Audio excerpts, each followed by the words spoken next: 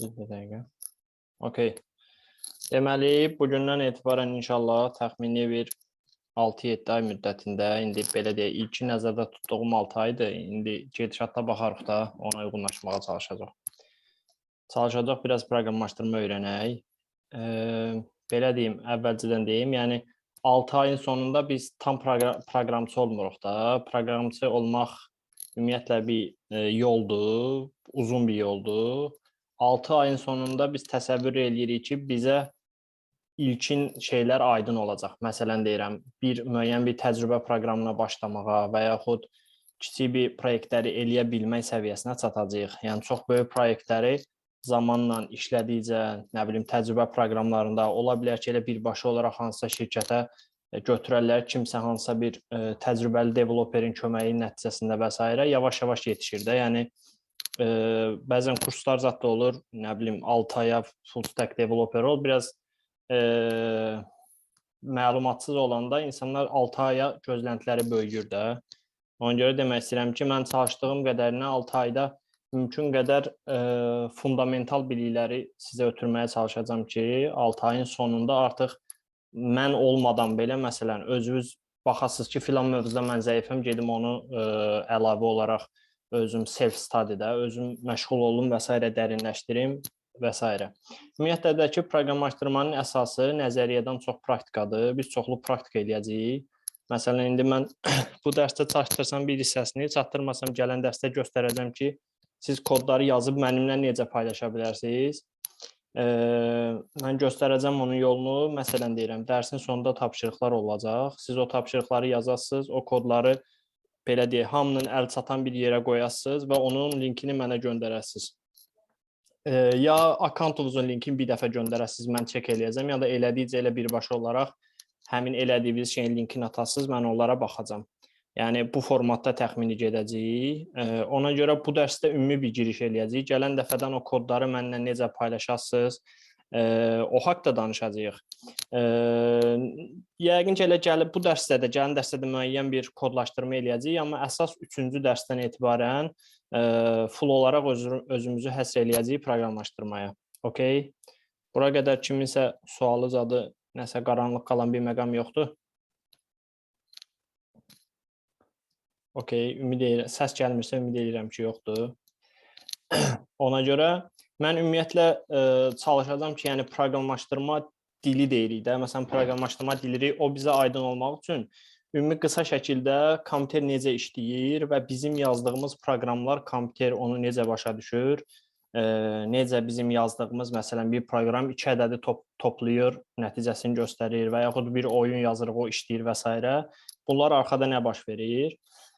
Ümumiyyətlə, kompüter necə işləyir? Kompüter müəyyən hissələrdən ibarətdir. Belə deyim, bizə ən lazım olan hissələr, lazım olan deyəndə ki, birbaşa işlədiyimiz hissələr və lazımlı hissələr, burada danışmağımız lazım olduğu hissələr. Bir deyirik, buna CPU deyirik, Central Processing Unit-dir. Bu kompüterin beyni adlanır. Yəni, hər şeyi CPU idarə edir. Məsələn, 2 dənə proqram açırıq, məsələn, bir Word açırıq, bir Excel açırıq. Yəni, onların ikisini də orada gedən prosesləri, məsələn, Word-də müəyyən bir şey eləyirəm, o CPU onu başa düşür ki, məsələn, mən bura, məsələn, mətni copy-paste eləməliyəm və s. Yəni, CPU instructionlar gedir onlar. Sonra var RAM. RAM nədir? Random Access Memory. Bu, yəni, qısa müddətli yaddaş deyirik də. Yəni, kompüter açılanda o RAM olur. Kompüter bağlananda o RAM-dakı hər şey silinir. Bu, müvəqqəti yaddaş adlanır. O da nədir? Məsələn, deyirəm, RAM-ın 8 və yaxud 16 olmağı nə fərq edir? Mən 8 RAM-la ola bilər 8 proqram açım, amma 16 RAM-la 16 proqram. 8 RAM-la 9-cu, 10-cu proqramı açsam, artıq görəcəm ki, kompüterimin RAM-ı yüksək səviyyələrə çatır, idarə eləyə bilmir və kompüterdə donmalar baş verir. Yəni, RAM eyni anda nə qədər məlumatı yaddaşda saxlaya bilərəm, nə qədər proqram açıramsa, onlar hamısı yaddaşda yer tutur, onu göstərir. Bundan sonra ana plata var. Bütün hər şey bunların üzərində olur. Ümumi işə nəzarət edir. Onunla çox da işimiz yoxdur. Okey, əsas belə deyək, bizim bilməli lazım olduğumuz CPU ilə RAM-dır ki, istifadə eləyəcəyik. Bir də ümumi yaddaş var ki, hansı ki, C diski, D diski, onlar daimi yaddaş sayılır. Məlumatları orada bir dəfə yadda saxlayırıq, həmişə qalır. Okey, indi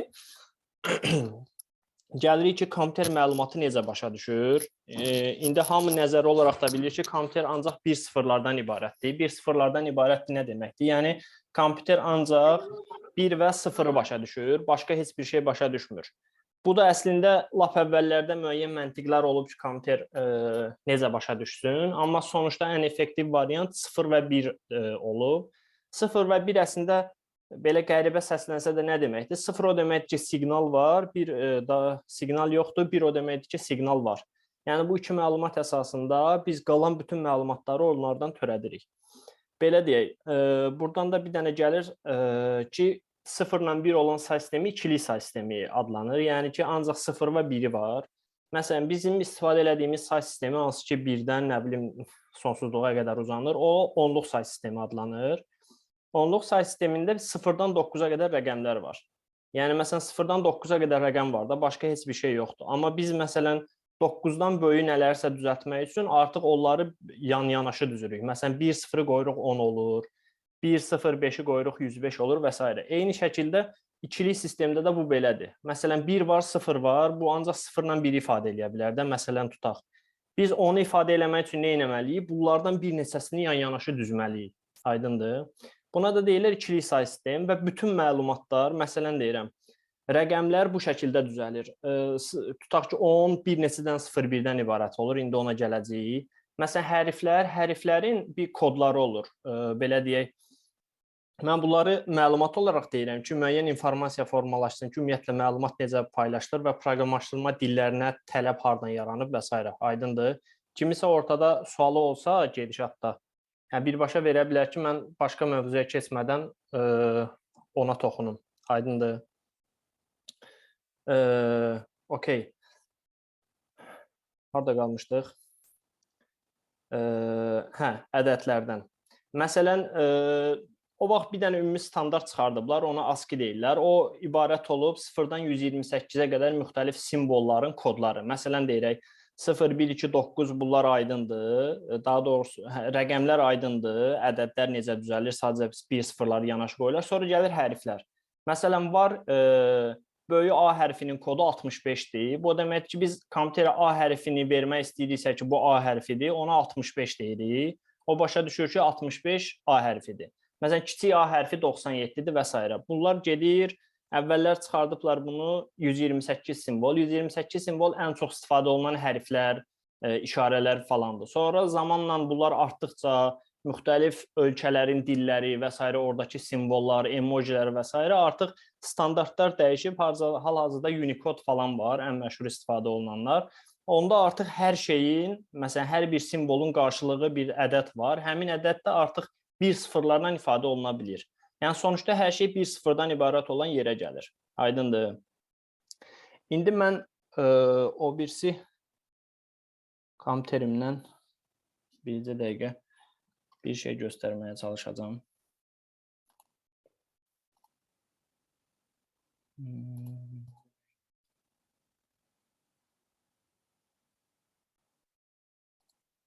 Stop share eləyək.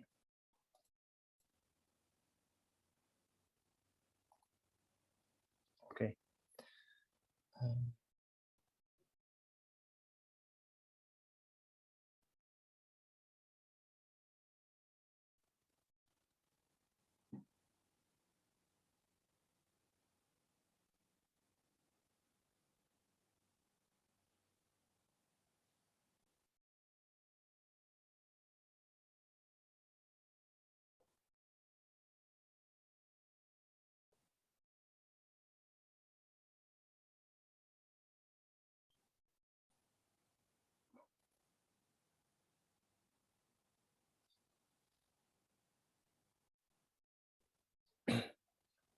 Okey, burada ekranı görsənir. Ekranın görsənir, səsim də gəlir. Görsənir, gəlir. Hə, çünki ayrı-ayrı biri planşetdir, biri kompüter, ona görə yoxlayıram. Danışdıq ki, kompüter 1 və 0-lardan ibarətdir. Yəni bizim bir dənə 1-imiz var, bir dənə 0-ımız var. Aydındır. Qalan bütün məlumatlar buradan törəyir. Məsələn deyirəm, 1-0 ədədini ifadə elədiyi oldu 0, 1-i ifadə elədiyi oldu 1-0. Artıq məsələn 2 ədədini necə ifadə edirik? 2 ədədini artıq 0 və 1-dən o yana çıxır da, aydındır. Bunu gətirir ikilik say sisteminə. Artıq 2 olur 1 0. 1 0-a deyirik 2. Məsələn 3 olur 1 1. Nə bilim 4 olur 1 0 0. Artıq görürsüz 2 rəqəm qutardı, keçirik 3-ə. Bu şəkildə davam eləyir. 5 olur 1 0 1. 6 olur 1 1 0. 7 olur 1 1 1. 8 olur artıq bu şəkildə. Aydındır. Buna deyirik ikilik say sistemi.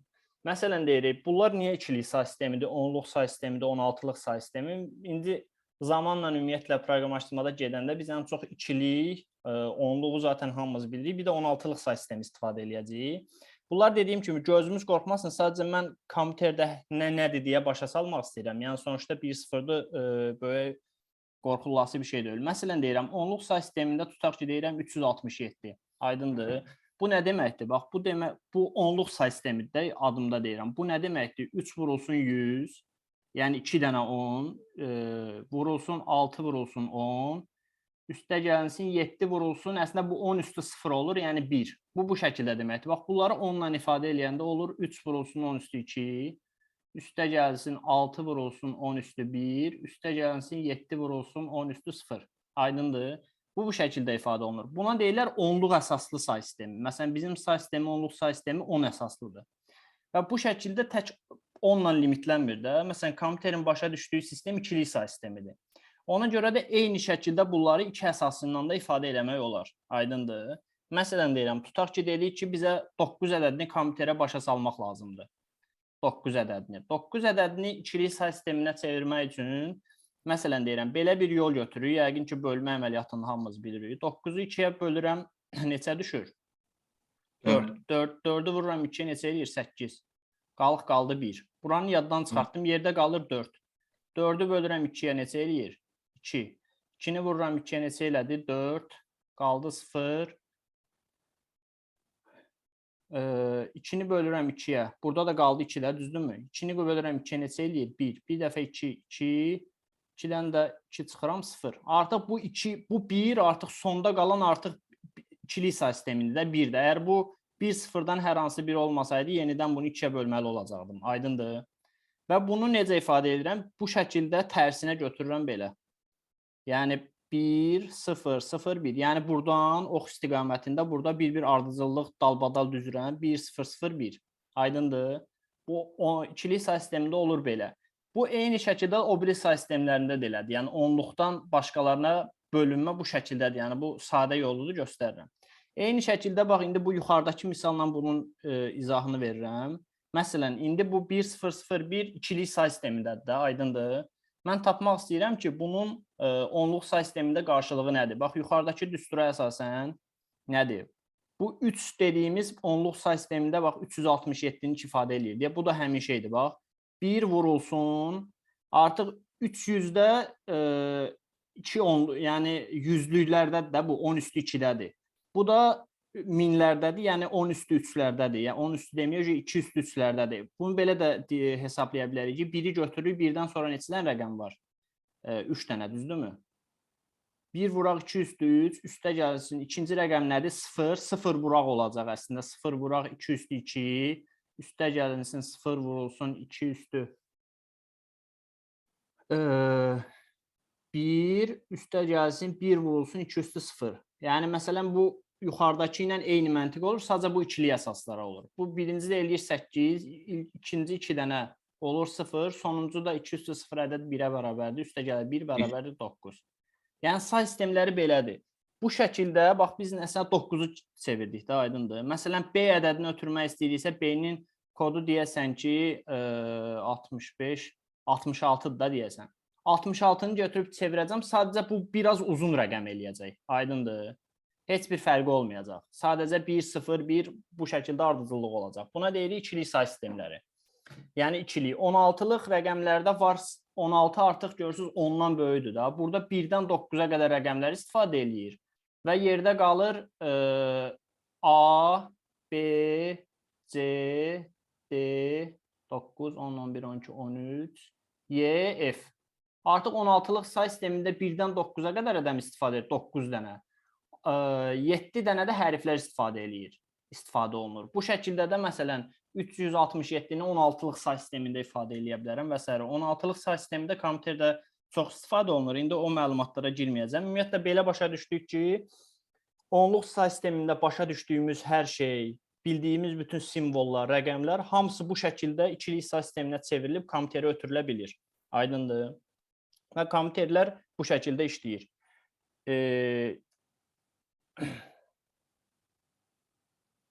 Okay.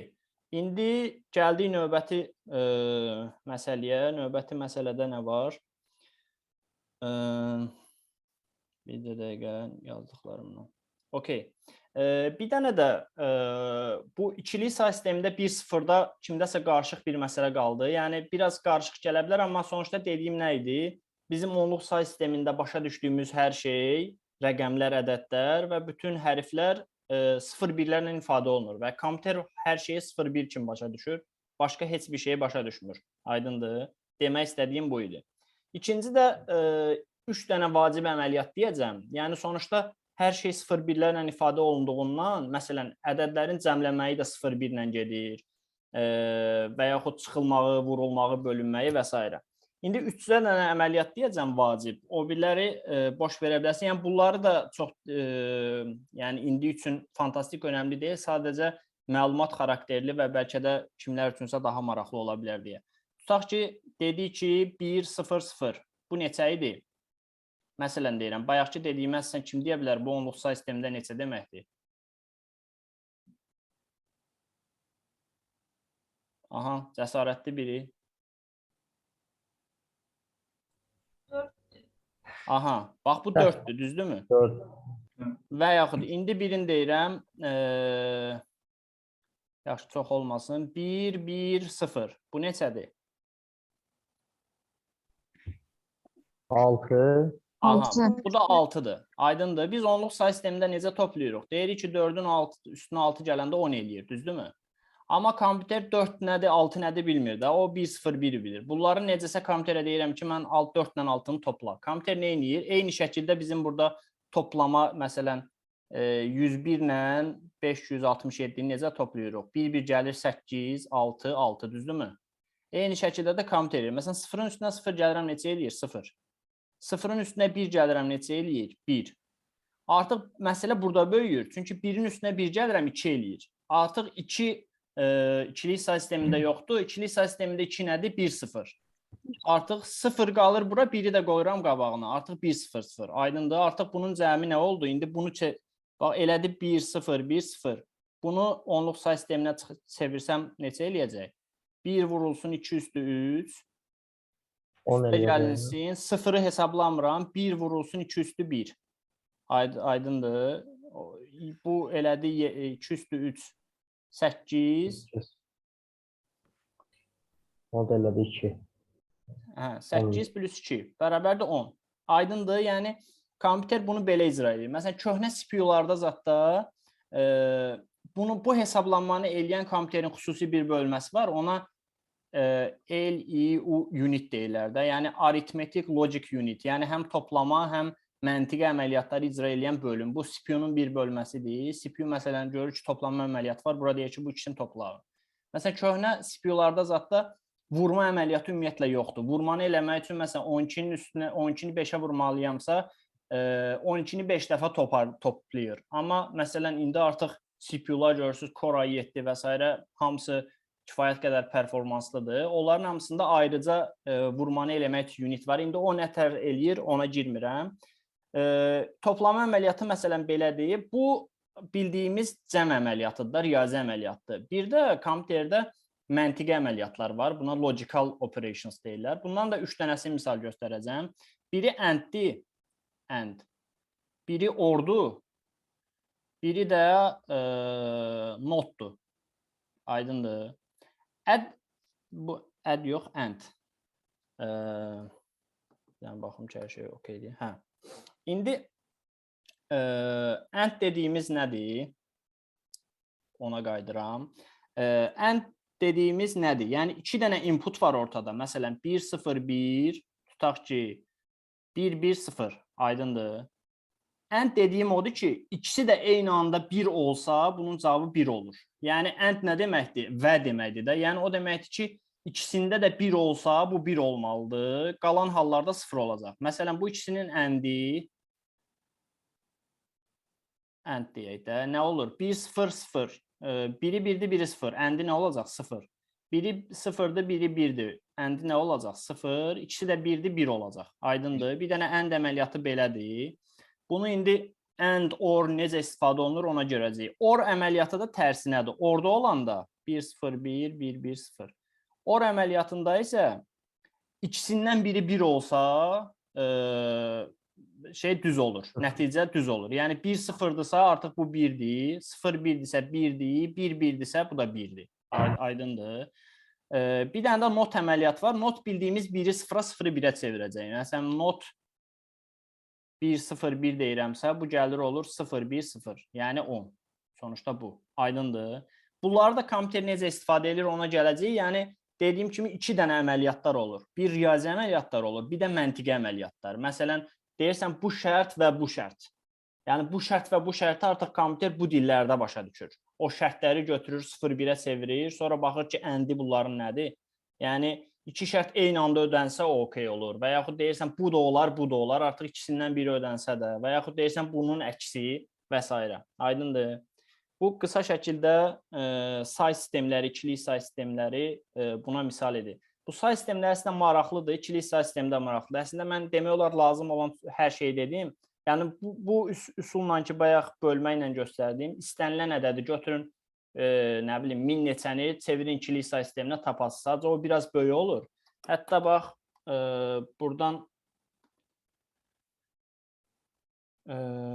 convert qoyuyorum, buradan tapmaq olar. Bax, convert base 10 deyim, to base 2. Məsələn, bu demək olar ki, hər şeyin online toolları var da. Məsələn, girsən bura, conversion tool. Bax, məsələn, base 10-dan base 2-yə, bax, burada görürsünüz, base 11-lər də var. Seçirsən ki, nədən nəyə çevirim? Məsələn, inputu verirəm 127. Bunu convert eləyirəm. Görürsünüz, çıxdı 1, 1, 1, 1, 1. Bax, bu artıq 127-nin ikilik say sistemində ifadəsidir. Aydındır. 0-1 dediyimiz də hamısı bit sayılır. Yəni, bit o deməkdir ki, ya 0-dır, ya 1. İndi yəqin ki, hamınız eşitmişsiniz, byte var. Byte 8 bitdən ibarət. Yəni, 8 birin toplamı xüsusi bir əhəmiyyətə kəsb eləyir. Ona deyirik bit, byte. Yəni, 1 byte bərabər olur 8 dənə bitə. 3, 4, 5, 6, 7, 8. Yəni, 8 dənə bit. Bu 0 da ola bilər, 1 də. Artıq bundan sonra gəlir kilobayt. Kilobayt yenə 1000 byte demək deyil də. 1024 byte. Yəni, hər şey 2-nin qüvvətləri şəklində olur. Artıq 2 üstü 8, daha doğrusu 2 üstü 8 yox. 2 üstü 10, 1024-dür. 1024. Artıq kilo dediyimiz buna vurulur. Yəni, 1 kilobayt 1024 byte deməkdir. 1 megabayt 1024 vurulsun 1024 byte'dır və s. O şəkildə artır. Amma ümumi danışanda deyirik ki, 1 megabayt 1000 kilobaytdır. Yəni, bu problemi yoxdur. Amma arxada nədir? Dəqiqliyi ilə hər şey 2-nin qüvvətləri şəklində olur. Aydındır. Məsələn, 2 üstü 2, 2 üstü 4, 2 üstü 8 və s. Proses bu şəkildə gedir. İndi mən bir dənə baxım, nə eləyəcəkdik? Okay.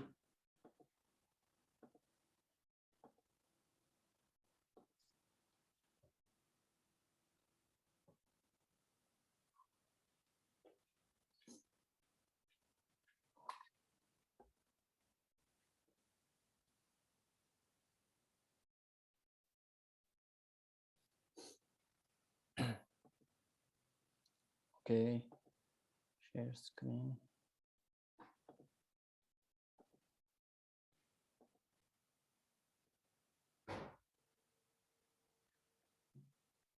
Okay. Görsənir ekranı. Görsən. Okay.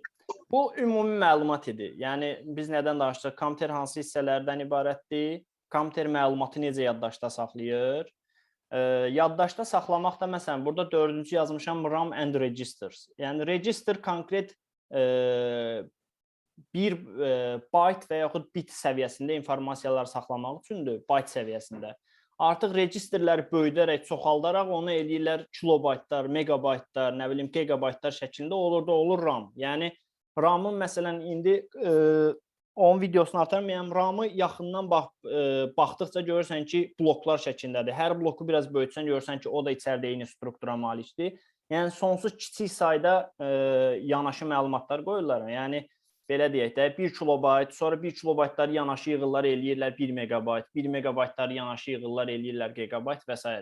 Yəni, sonuçta kiçik ölçü vahidi register olur. Yəni, yaddaşın registerlərində məlumat saxlanılır, instruksiya saxlanılır və s. CPU-dan dedik ki, hər şeyi CPU idarə eləyir. Instructions nədir? Məsələn deyirəm, biz bir proqram yazanda bizdə CPU-ya deyirik ki, al bu işləri elə. Məsələn, bu işləri eləmək nə deməkdir? Tutaq deyirik ki, A və B ədədidir.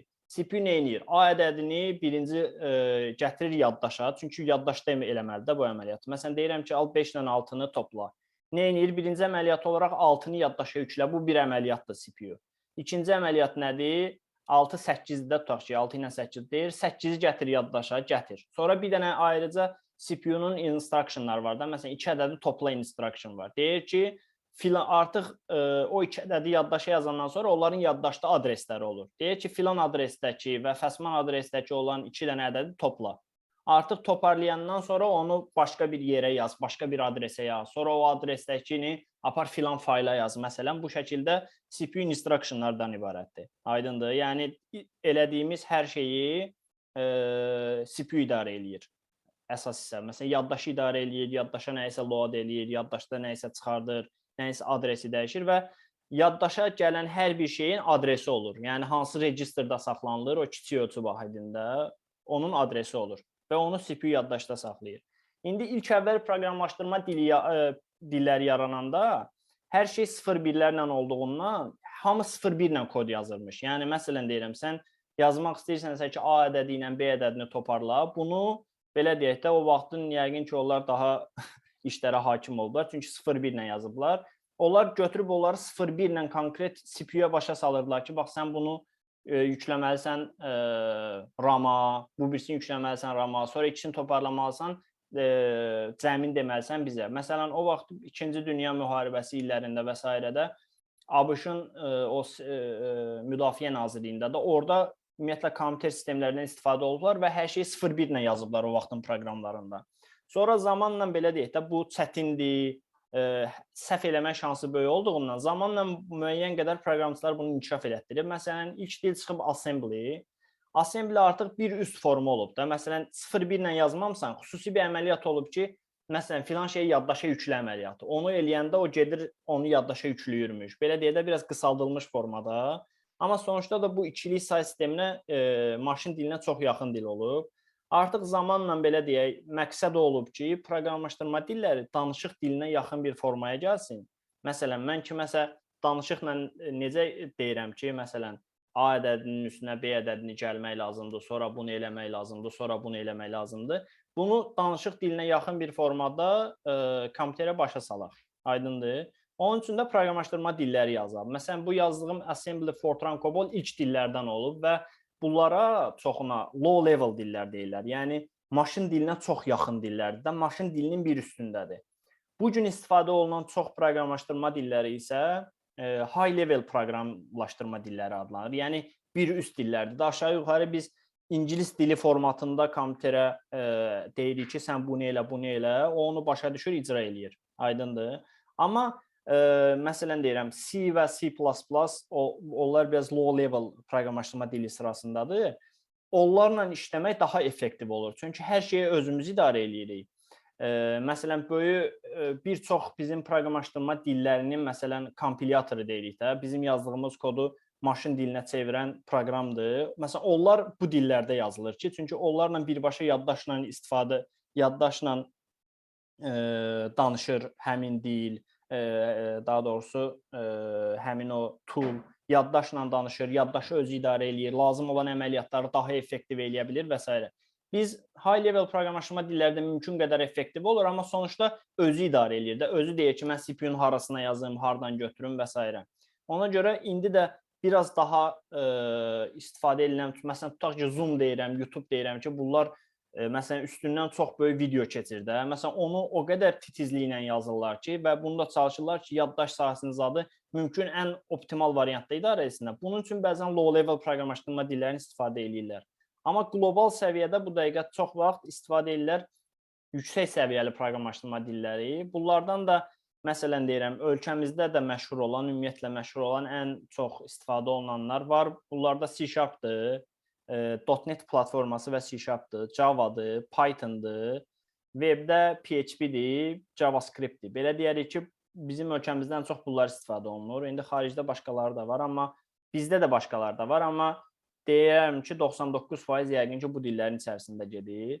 Bunlardan da C# və Java bizim ölkəmizdə daha məşhurdur. C# və Java ilə böyük həcmli proqramlar yazmaq olur, hansı ki, şirkətlər tərəfindən istifadə olunur və s. İndi Python əslində hər dillə, necə ki, rus dili var, ingilis dili var, ispan dili var, proqramlaşdırma dilləri də eyni məntiqləndir. Yəni, dillər bizim ünsiyyət qurmağımız üçündür. Proqramlaşdırma dilləri isə biz dərdimizi kompüterə deyə bilməliyik də, belə deyək. 3 ədədi toparlayacağam, nə bilim, bir oyun yazacağam. Necəsə mən bunu kompüterə başa salmalıyam ki, sən al bunu elə. Aydındır, bütün dillərin vəzifəsi budur. Sadəcə istifadə, hər bir dil bəzən istifadə yerinə görə fərqlənir. Məsələn, C# istifadə olunur əsas backend tərəfdə, JavaScript əsasən istifadə olunur frontend tərəfdə, nə bilim, Python əsasən istifadə olunur data science-də, big data tərəfdə və s. Amma hamısının aşağı-yuxarı müxtəlif məqsədlər üçün istifadə eləmək olar. Aydındır. İndi mən artıq yavaş-yavaş C# zad tərəfə keçəcəm. Bura qədər kiminsə nəsə sualı zadı yoxdur. Qaranlıq qalan bir şey. Heç nə başa düşməyən varsa, o da nəsə deyə bilər. Susmaq razılıq əlaməti deyib davam edirəm. Deməli, gəlirik C# və .NET-ə, kursun strukturuna gəlirik. Yəni, kurs necə baş verəcək? Mən sizə nəzəriyyəni başa salacağam. Buna deyirik theory. Nəzəriyyəni başa salacağam nə deməkdir? Məsələn, deyirəm, keçəcək dövr operatorları, nə bilim, şərt operatorları və s. Mən bu C#-da necə istifadə olunur və bunun məntiqi nədir? Bunu sizə başa salacağam və mümkün qədər kodlarla başa salacağam. Sonra elə dərsdə kod praktis eləyəcəyik. Yəni, məsələn deyirəm, mən bir şey eləyəcəm, sonra hamıya deyəcəm ki, bax, filan şey eləyən proqramı yazmaq lazım. Elə dərsdə ikən siz onu yazacaqsınız. Aydındır. İndi demirəm, adam sayı çox olduğundan hamıya yoxlayacağam. Təsadüfi sıra ilə hər taskda deyəcəm ki, məsələn, filan kəs ekranını şeir elə, baxaq görək, sən kodu hansı şəkildə yazmısan və s. Və çoxlu şəkildə ev tapşırıqları olacaq. Ev tapşırıqları niyə çox olacaq? Çünki başqa cür mümkün deyil. Yəni, proqramlaşdırmada, məsələn deyirəm, 10 dərsi götürüm, mən nəzəriyyədə əzbər bilim ki, orada hər şey edirəm.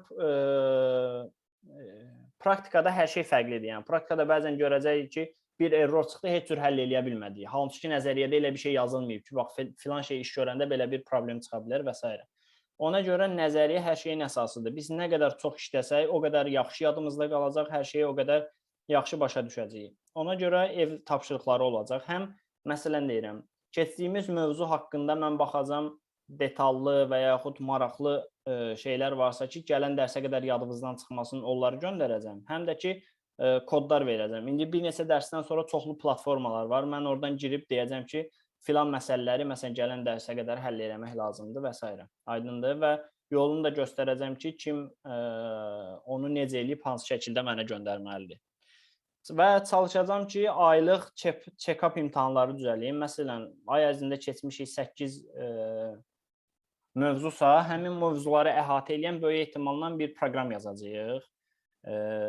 Yəni, həmin funksiyaları, keçdiyimiz şeyləri istifadə eləməklə kod yazmağa çalışacağıq və o kodu da ola bilər ki, elə dərsdə yazarıq, məsələn, həmin dərsi ona sərf eləyərik. Ola bilər ki, mən sizə verərəm, sonra yoxlayarıq. Yəni, bunlara baxacağım, hələ ki, əmin deyiləm bundan. Aydındır. Və sonra gəlirik bura. Linus Torvald Linux'un yaradıcısının belə bir sözü var. Deyir, talk is cheap, show me the code. Yəni ona görə çox danışdıq, indi koda keçək. Koda da keçmək üçün, bizə nə lazımdır C#-da proqramlaşdırma eləmək üçün? C#-da proqramlaşdırma eləmək üçün bizə lazımdır Visual Studio 2019. Yəni kimdə aşağı versiyalar varsa, bunu uninstall eləsin və Visual Studio 2019-u götürsün. Visual Studio 2019 məsələn download Visual Studio yazsan Google Chrome'a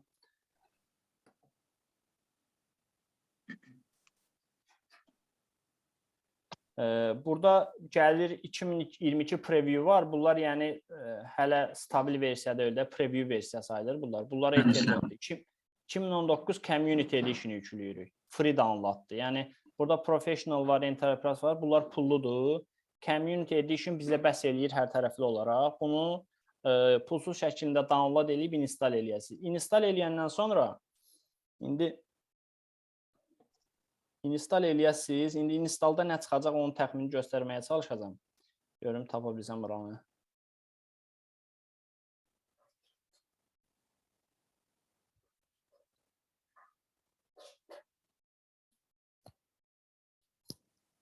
Okay, bu install olmuş formasıdır. İndi bəziləriniz install eləmişsiniz yəqin ki, bəziləriniz eləyəsiniz. Install eləyəndən sonra create new project deyirik. Mən bura gəlməyəcəm, mən prosta göstərəcəm ki, install prosesində nələrə diqqət eləməlisiniz.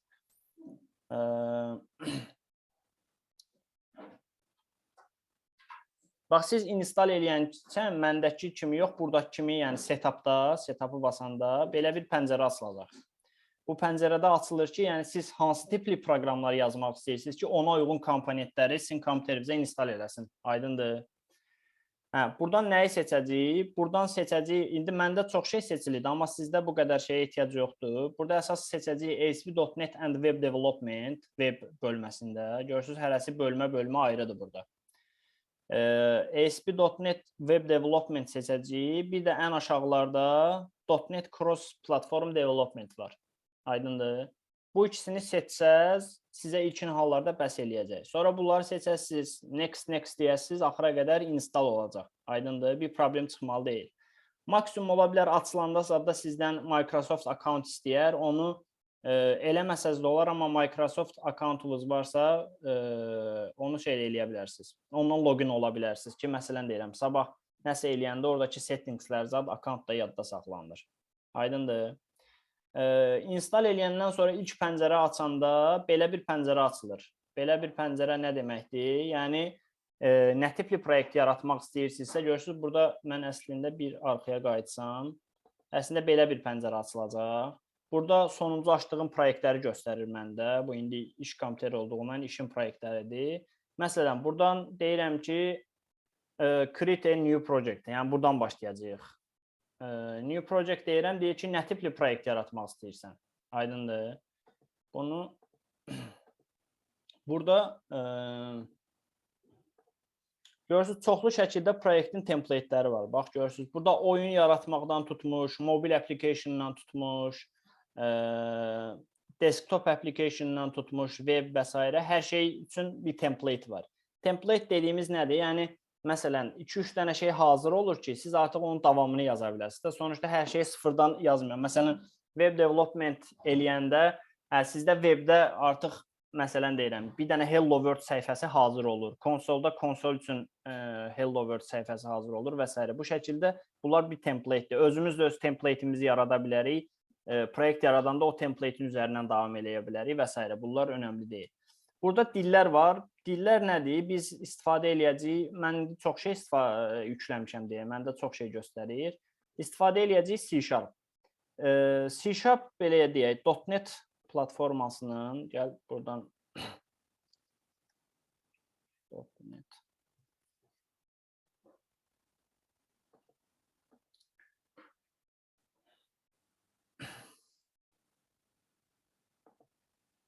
Microsoft.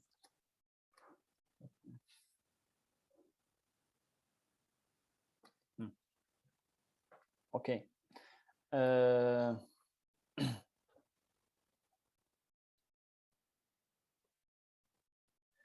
Okey. Bax, indi hal-hazırda son səhifəyə gəlsək .NET Microsoft.com-a görürük, burada .NET var. Mən qısaca üzərindən keçəcəm. Histori olaraq biz başlayacağıq .NET-lə, amma məsələn deyək, siz iş hazırda getsəz, ola bilər ki, başqa şeylər də görəsiniz ona görə. İlk əvvəl, məsələn, C# yaranıb 2001-lərdə ya 98-lərdə dəqiq xatırlamıram, yəni tarix olaraq. İlk olanda yaranıb framework-un adı, hansı ki biz orada kod yaza bilərik. Bizə məsələn framework nə verir? Proqramı run eləyə bilmək üçün bir mühit verir və məsələn deyirək, fayla yazıb oxumaq, request göndərmək, database ilə qoşulmaq üçün olan hazır API-lər verir. Hansı ki əməliyyat sistemindən əlaqə saxlayır, məsələn fayla yazır və s. Onların toplusuna bir framework deyirik. Onun adı olub .NET Framework. Və .NET Framework ancaq Microsoft mühitli kompüterlər üçün olub. Yəni Windows əməliyyat sistemində işləyib. Bu davam eləyib 2016-ya kimi səhv eləmirəmsə. 2016-ya qədər ona görə hamı deyir ki, məsələn C#-ın bir zəif cəhəti var ki, ancaq Windows-da işləyir və open source deyil. İndi open source nədir ona gələcəm. Və 2016-cı ildə Microsoft-da daha əvvəlki illərdə SEO dəyişikliyi falan olur. Belə kritik bir qərar alırlar ki, .NET artıq bütün platformalar üçün olmalıdır. Yəni həm Mac-ın əməliyyat sistemində, MacOS üçün, həm də Linux, Unix tipli əməliyyat sistemlərində işləməlidir. Və 2016-da ilk dəfə olaraq .NET Core Framework-u çıxır. Bunlar sadəcə adlandırmadır. Biz başladığımızda C#-la başlayacağıq. Sadəcə bunları dediyim kimi olaraq gedirəm ki, necə gedib. .NET Core çıxır, adına .NET Core deyirlər də. .NET Framework Windows üçün işləyirdi. Bunun adını qoyurlar .NET Core. Çıxır 1.0, 1.1, 2.1 və s. Bir də axırıncısı 2019-da çıxır .NET Core 3.1. Artıq 3.1-ə qədər belə nətər deyək, .NET Framework işləyirdi, indi də işləyir təbii ki. Ancaq Windows-da, .NET Core isə işləyirdi hər bir mühitdə. Yəni həm Windows-da, həm Mac-da, həm Linux-da və s. Amma mobil application zat yazmaq üçün məsələn biz başqa bir tool istifadə edirdik. Microsoft onu hansı şirkətdən alıb, onun adı Xamarin-dir və s. Unity yazmaq üçün başqa bir şey istifadə edirdik. Artıq keçən ildən də belə, keçən ildə 2019-dan sonra da belə bir şey çıxıb ki, artıq .NET Framework və .NET Core deyə bir şey olmayacaq. Hər şey standart .NET adı ilə altında olacaq. Yəni .NET dediyimiz nədir? O demək ki, .NET Core-da da artıq yeniliklər gəlmir, .NET Framework-da da yeniliklər gəlmir. İkisini bir yerdə toparlayırlar, adına deyirlər .NET. Aydındır? Və hal-hazırki versiya 5.0 versiyadır. Məsələn, biz başlayacağıq console application-la. İndi console application nədir ona gələcəm. Console application. Bax, console application deyirəm, next deyirəm. Bax, buradan görürsünüz. Buradan first lesson.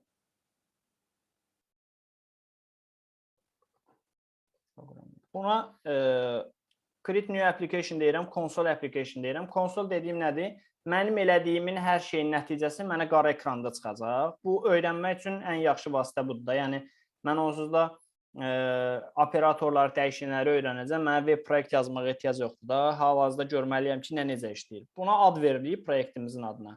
Proyektimizin adına ad verib, bir də harda saxlanılsın proyektim. O yeri göstəririk. Next basırıq. Bax, bunu demək istəyirəm. Bax, görürsünüz, burada framework seçirik. Çünki mən seçdim orada .NET Console Application .NET Core Framework-la. Orada bir başqası da var konsol, o .NET Framework-ləndir. Onu seçsəm mənə .NET Framework-un versiyalarını çıxardacaq. Onun da sonuncu versiyası 4.8-dir, ondan yuxarı getmir. Amma biz başlayacağıq belə deyək .NET Core. .NET Core-un da sonu artıq .NET olub. Bax, burada şəkildə də görə bilirsiniz. .NET 1.0 görürsünüz, out of support artıq. Yəni Microsoft burada kimisə application-ı varsa filan bir bug'ı düzəltmir Microsoft. Out of support. 2.1 var, 3.1 var. Bunlar long term support alan versiyalardır. Yəni Microsoft 3 il falan onu dəstəkləyir. Artıq hal-hazırki versiya .NET 5.0-dır. Məsələn, bu ilin noyabr ayında da artıq .NET 6.0 keçəcək və hər şey .NET altında olacaq. Məsələn, .NET 6.0, 7.0, 8.0 Bu şəkildə gedir. Və hal-hazırda .NET və C#-da yazılan applicationlar bütün əməliyyat sistemlərində işləyir. Aydındır? Yəni həm Windows-da, həm Mac-OS-da, həm Linux-da, həm Unix-da və s. Aydındır? Ona görə sizdə də burada target framework çalışın həmişə .NET 5.0 olsun. Çünki o nəticədə fərq eləyə bilir. Yəni mənim yazdığım şey ola bilər, göstərdiyim şey siz başqa şey seçsəz orada işləməyə bilər. Sonuçta hər versiyanın öz funksionallığı var. Aydındır? Amma əsasən demək olar ki, indiki halda yazdığımız kod fərqlənməyəcək. Bunu proyektimə ad verdiyim, framework seçdiyim və burada create eləyirəm.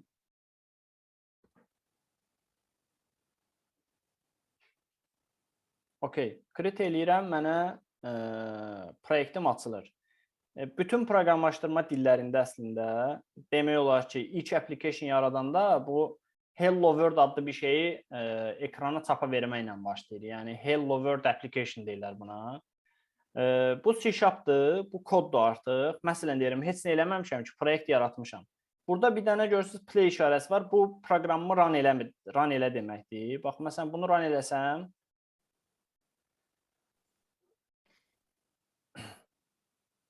bunu run eləsəm, yəni mən nəticə dedi ki, nədə görsən, qara ekranda. Görürsünüz, ekranın başında Hello World çıxdı. Bundan oyananı boş verə bilərsiniz. Əsas bizə maraqlı olan Hello World-dur. Yəni bu demək ki, artıq biz C#'da bir proqram yazdıq, onu run elədik. Amma əslində heç nə yazmadıq da. Sonuçta bu bir Hello World-u ekrana çıxardır. Aydındır. C#'ı biz yazacağıq burada. Buna deyirlər Visual Studio, biz deyirik. Amma əslində deyilir Visual Studio. Yəni siz də o deyilişə öyrəşsəz daha yaxşı olur. Aydındır. Visual Studio'ya istifadə edəcək bunu. Təbii ki, başqa toollar da var. Nə bilim, Rider var, Visual Studio Code var. Yəni orada da kodlarımızı yaza bilərik. Amma başlanğıc üçün ən məsləhət gördüyüm Visual Studio'dur və buna mən hələ də bunu istifadə edirəm və kifayət qədər də stabil. Bunlara, məsələn, bu tipli proqramlara Visual Studio 2019'a IDE'lər deyirlər. IDE, yəni IDE də yazılışı. Buna Integrated Development Environment deyirlər. Bunun da ən məşhuru Visual Studio'dur. Məsələn, Java'da application yazmaq üçün Eclipse, NetBeans falan istifadə edirlər. Python'da PyCharm və s. Bunlardan ən stabili ki, uzun müddətli istifadə olunur versiyası. Bu, mən istifadə eləmişəm başlamağa 2010 versiyasını, amma hal-hazırda 2019'dur. Daha doğrusu 2008 versiyasını, hal-hazırda 2019'dur. Yəni, hər bir ildən bir, 2 ildən bir yeni versiya çıxır. Bu, sadəcə bizim kodu yazmaq üçündür. Bizim yazdığımız kod adlanır C# kodu. Aydındır. İndi bunun içərisinə çox fikir verməyin, bunlar nədir? Bizim işimiz olacaq bu aralıqda. Yəni, bu 2 dənə kod blokunun arasında. Bu C#'ın sintaksisidir, bu mötərizələr. Yəni, məntiqi hissələri ayırmaq üçündür. Məsələn, deyirəm, 2 dənə başqa funksiya yazsam, bunlar ayrı bir şey olur. Məsələn, tutaq ki, deyirəm də. Necə? Okey. Bax, belə bir şey olsa, burada ikinci bir metod qoysun. Bax, bunları mən ayırmaq üçün belə mötərizədən istifadə edirəm. İndi bu, məsələn, console.writeline ekrana nəyisə çap eləmək üçündür. Məsələn, tutaq ki, deyək, 2 ədədin cəmini ekrana çıxartmaq istəyirəm. Tutaq ki, dedik ki, nə istifadə edilir? Console klası istifadə edirik. Console nöqtə deyirəm. Məsələn, deyirəm, buna IntelliSense deyirlər. Məsələn, bir klasın adını yazdım. İndi klas nədir, ona gələcəyi hələlik boş. Tutaq ki, console adında bir C#'ın bizə verdiyi bir funksiyonallıq var. Onun içərisində nələrsə istifadə eləmək istəyirəm. Console nöqtə yazdım. Avtomatik burada mənə mümkün olan variantları çıxardı ki, burada nə edə bilərəm. Bu açar işarəsi olanlar propertilərdir. Məsələn, console klası hal-hazırda filan şeyə icazə verir, yoxsa yox, filan şeyin dəyəri nədir və s. Bu kubika oxşayan şeylərsə metod gedir. Yəni, mən artıq burada nəyisə eləməliyəm və yaxud nəyisə eləyəcək, məni geri cavab qaytaracaq və s. Mən deyirəm console.writeLine. Burada write da var, write da line da var. Write sadəcə ekrana yazır, WriteLine isə ekrana yazır və bir sətir buraxır ki, növbəti yazılanda alt-alta yazılsın. Aydındır, fərqləri sadəcə budur.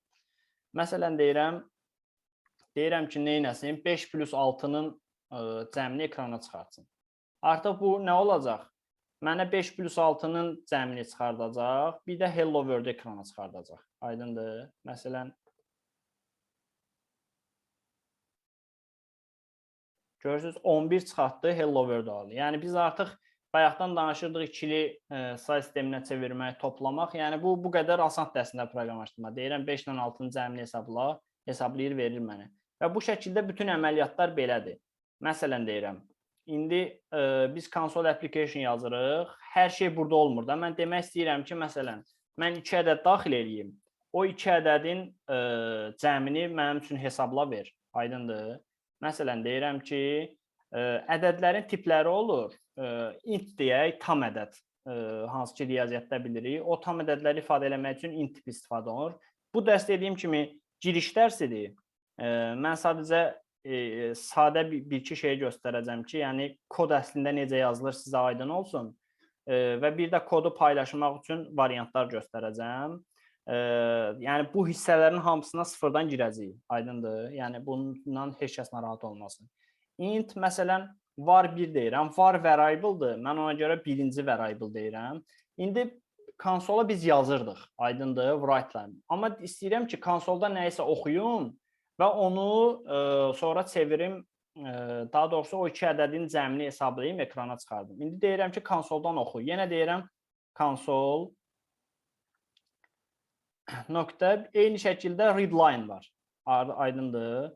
Readline eləyirəm. Bax, burada da görürsünüz, əslində qəşəng description-ni yazır. Ona görə deyirəm ki, İngilis dili bilməyənlər öz ingilis dili üzərində də biraz işləsin. Çünki, məsələn deyirəm, bütün metodları əzbər yadda saxlamaq olmur. Amma buna IntelliSense deyirlər də. Bu gələndə bu metod nə işə yarayır? Burada description şəklində yazılır. Aydındır. Məsələn, is error redirected property nə deyir? There gets a value that indicates whether the error input stream has been redirected from the standard error stream or not. Məsələn, ingilis dilini başa düşürəmsə, ən azı təsəvvürüm formalaşır ki, bu property nə deməkdir? Amma ingilisdə olmasa, bunları bir-bir əzbər yadda saxlamaq məcburiyyətində qalırıq. İstifadə eləyə bilmədiklərimizi, hansı ki, istifadə eləməmişik, qabağımıza çıxanda çaşırıq. Aydındır. Halbuki, çoxlu klasslar var. Bu bir dənə konsol klassıdır da. Görürsünüz, içində nə qədər şeylər var. Eyni şəkillərlə minlərlə klass var. Hərəsinin içində də bəlkə elə yüzlərlə, minlərlə belə metodlar, propertilər var. Ona görə, yəni ingilis dili burada bizim köməyimizə çatacaq. Aydındır. Məsələn, readline deyirəm. Readline description nədir? Read the next line of characters from the standard input stream. Yəni deyir ki, orada yazdığım input streamə, input stream dediyimiz o qara yazılan ekran deməkdir də, indi bizim halımızda. Oradan ədədləri oxuyacaq. Məsələn, demək istəyirəm ki, readline elə, amma görürsünüz bu, məsələn, proqramı qırmızı göstərir. Nə yazır? Deyir, cannot implicitly convert type string to int. Nə deməkdir? Məsələn, biz readline eləyəndə, o təxmin eləyir ki, biz sətir tipli bir ifadə yazmışıq. Yəni, ola bilər ki, yazarıq 5 sözlərlə, ola bilər ki, ağlımıza gələn hər şey yazarıq, amma biz nə gözləyirik? Tam ədəd gözləyirik. Aydındır. Ona görə, məsələn, C# necə istifadə edir? Deyirsən ki, biz C# proqramına deməliyik ki, oradan qəbul elədiyimiz tip stringdir, yəni sətir tipli ifadədir. Onu al tam ədədə çevir. Məsələn, əgər biz sözlərlə 5 yazası olsaq, bu proqramı artıq burada error atacaq. Çünki 5-i ədədə çevirmək olmur da. Gərək mən rəqəmlə 5 yazımızı çevirə bilsin. Aydındır. Onda görə də deyirəm ki, int.parse elə. Deyirəm ki, yəni sətir tipli yazılan ifadəni çevir tam ədədə, əgər çevrilə biləndirsə. Çevrilə bilməyəndirsə, zaten bu mənə error atacaq. Aydındır. İkincidə deyirəm ki, ikinci bir dəyişənimi götürüm. Deyirəm ki, bunu da təzədən yenə eyni şəkildə konsoldan növbəti sətri də oxu, mənimsət var 2-yə. Sonra nə deyirəm? Deyirəm ki, 5 ilə 6 əvəzinə, nə bilim, var 1 ilə var 2-ni topla. Aydındır. Artıq bu mənə bu ikisinin cəmini verməlidir. Yəni, mən artıq birbaşa olaraq demirəm 5-6. İstənilən ədəd daxil eləsəm, bu mənim üçün cavabı verməlidir. Aydındır. Məsələn, daxil elədik. Bu gözləyir bizi. Görürsünüz, heç nə eləmədi. Niyə gözləyir? Çünki biz burada readline demişik. Readline dediyimiz yerdə bu hissə dayanır, gözləyir ki, biz ora nəyisə daxil eləyək. Aydındır. Məsələn, daxil edirəm 56.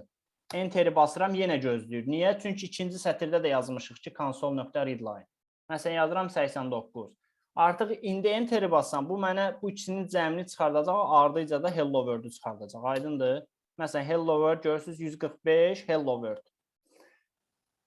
Aydındır, artıq biz məsələn deyirik ki, bir proqram yazdıq. tutaq ki, deyək ki, ən bəsit bir kalkulyator yazdıq. Kalkulyatora istənilən 2 ədədi veririk, onun cəmini hesablayır. Bu bir proqramdır. Elədiyimiz bütün proqramlar aşağı-yuxarı belə bir şey olur. Yəni biz kompüterə instructionlar deyək də, yəni nəyi necə eləmək lazımdır onu deyəcəyik, kompüter hesablayıb onu bizim üçün verəcək.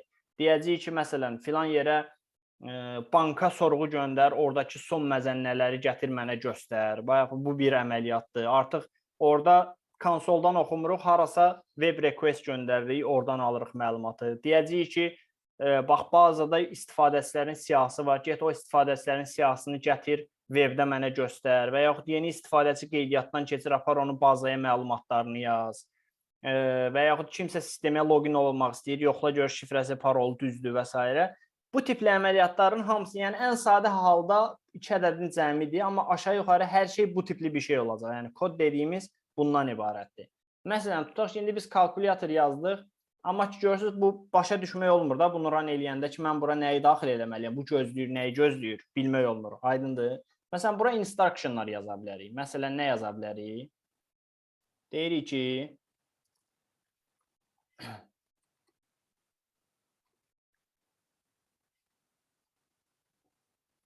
yəni kod məncə daha anlaşılıqdır, nəinki birinci danışdığımız şeylər, elə deyil.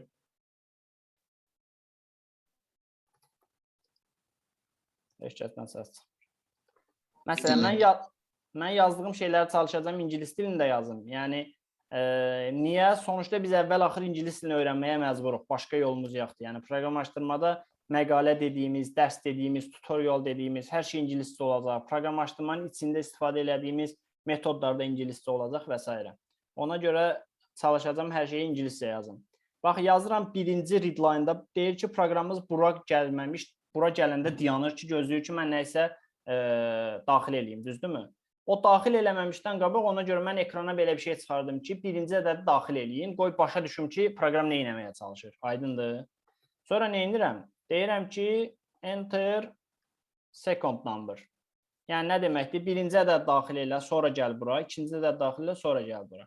Sonra da, burada da nə deyirəm? Deyirəm ki, bax, bu sətir tipli, bax, right line-a gəlsək, bu özündə, nəsə, bura girməyim, ona sonra deyərik. Bura demək istəyirəm ki, məsələn, cəm budur. Deyirəm ki, sum is, bu elə bir 2 dənə sətir tipli ifadədir, bunları birləşdirirəm. Sum is, daha doğrusu 2 nöqtə qoyum. Yəni, demək istəyirəm ki, cəm budur. Hello World-ü də əslində yığışdıra bilərəm. Buna ehtiyac yox. Aydındır. Artıq məsələn deyək ki, real kalkulyator çıxacaq qabağıma. Nə çıxacaq? Deyir ki, enter first number. Artıq görürsünüz, məndən nəsə soruşur. Deyir ki, birinci ədəd daxil elə. Daxil elədim 36. İkinci ədəd daxil elə. Daxil elədim 98. Cəm nəsə düz eləmədik. Hə, var bir... String kimi toparlayıb. Hə, string kimi toparlayıb. Ona görə nə edirik? Başqa bir ədəddə saxlayırıq bunu. İndi bu da əslində qəşəng bir case-dir. Mən, bax, bu sətir tipli ifadədir. Yəni, simvollar ardıcıllıqdır, düzdürmü? Var 1 eləyirəm, var 2 deyirəm. C# bunları avtomatik olaraq sətir tipli ifadə ilə götürür. Yəni, 3698 yazmışamsa 3698 eləyir, yazır. Ona görə biz nə etməliyik? Int sum deyirik. Bərabərdir. Var 1 plus var 2. Aydındır. Deyirəm ki, cəmim nə olsun? O ikisinin cəmi. Sonra sadəcə burada deyirəm ki, cəm bərabərdir cəmə. Elə bil ki, onları aralıq bir dəyişəndə yadda saxlayıram. Sonra onu verirəm sapa. Aydındır.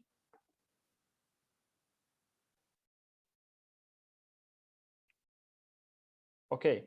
Enter first number 89. Second number 64. Cəm elədi 153. Aydındır. Artıq görürsünüz, mən birbaşa gözlətmirəm istifadəçiyə. İstifadəçini gözlədəndə ondan qəbaq ona bir şey yazıram ki, yəni sən nə etməlisən? Məsələn, artıq adam bilir ki, mən 89 daxil eləməliyəm ki, proqramım irəliləsin. Yoxsa proqramım həmişə orada qalacaq. Aydındır. Bu şəkildə istifadə eləyirik. İndi məsələn deyirəm. Biz bunu burada yazdıq da, amma tutaq ki, biz təzədən istifadə istəsək ki, 2 ədədin cəmini hesablayaq, həmişə plus yazırıq da. Məsələn, bunları daha kiçik formaya gətirmək üçün məsələn deyirəm, metodlar yazırıq ki, məsələn deyirəm, elə bir tutaq ki, 5-6 yerdə biz eyni cəm əməliyyatını icra eləyəcəyik. Tutaq ki, deyək ki, cəm indi sadəcə plus üstünə gəlirik, amma bu toplamda böyük bir əməliyyat ola bilər. Biz onu çoxlu yerdə istifadə edirik. Onu nə edirlər? Bölürlər, eləyirlər bir hissə, onu bir neçə yerdə çağırırlar. İndi nə demək istəyirəm? Bax, məsələn, int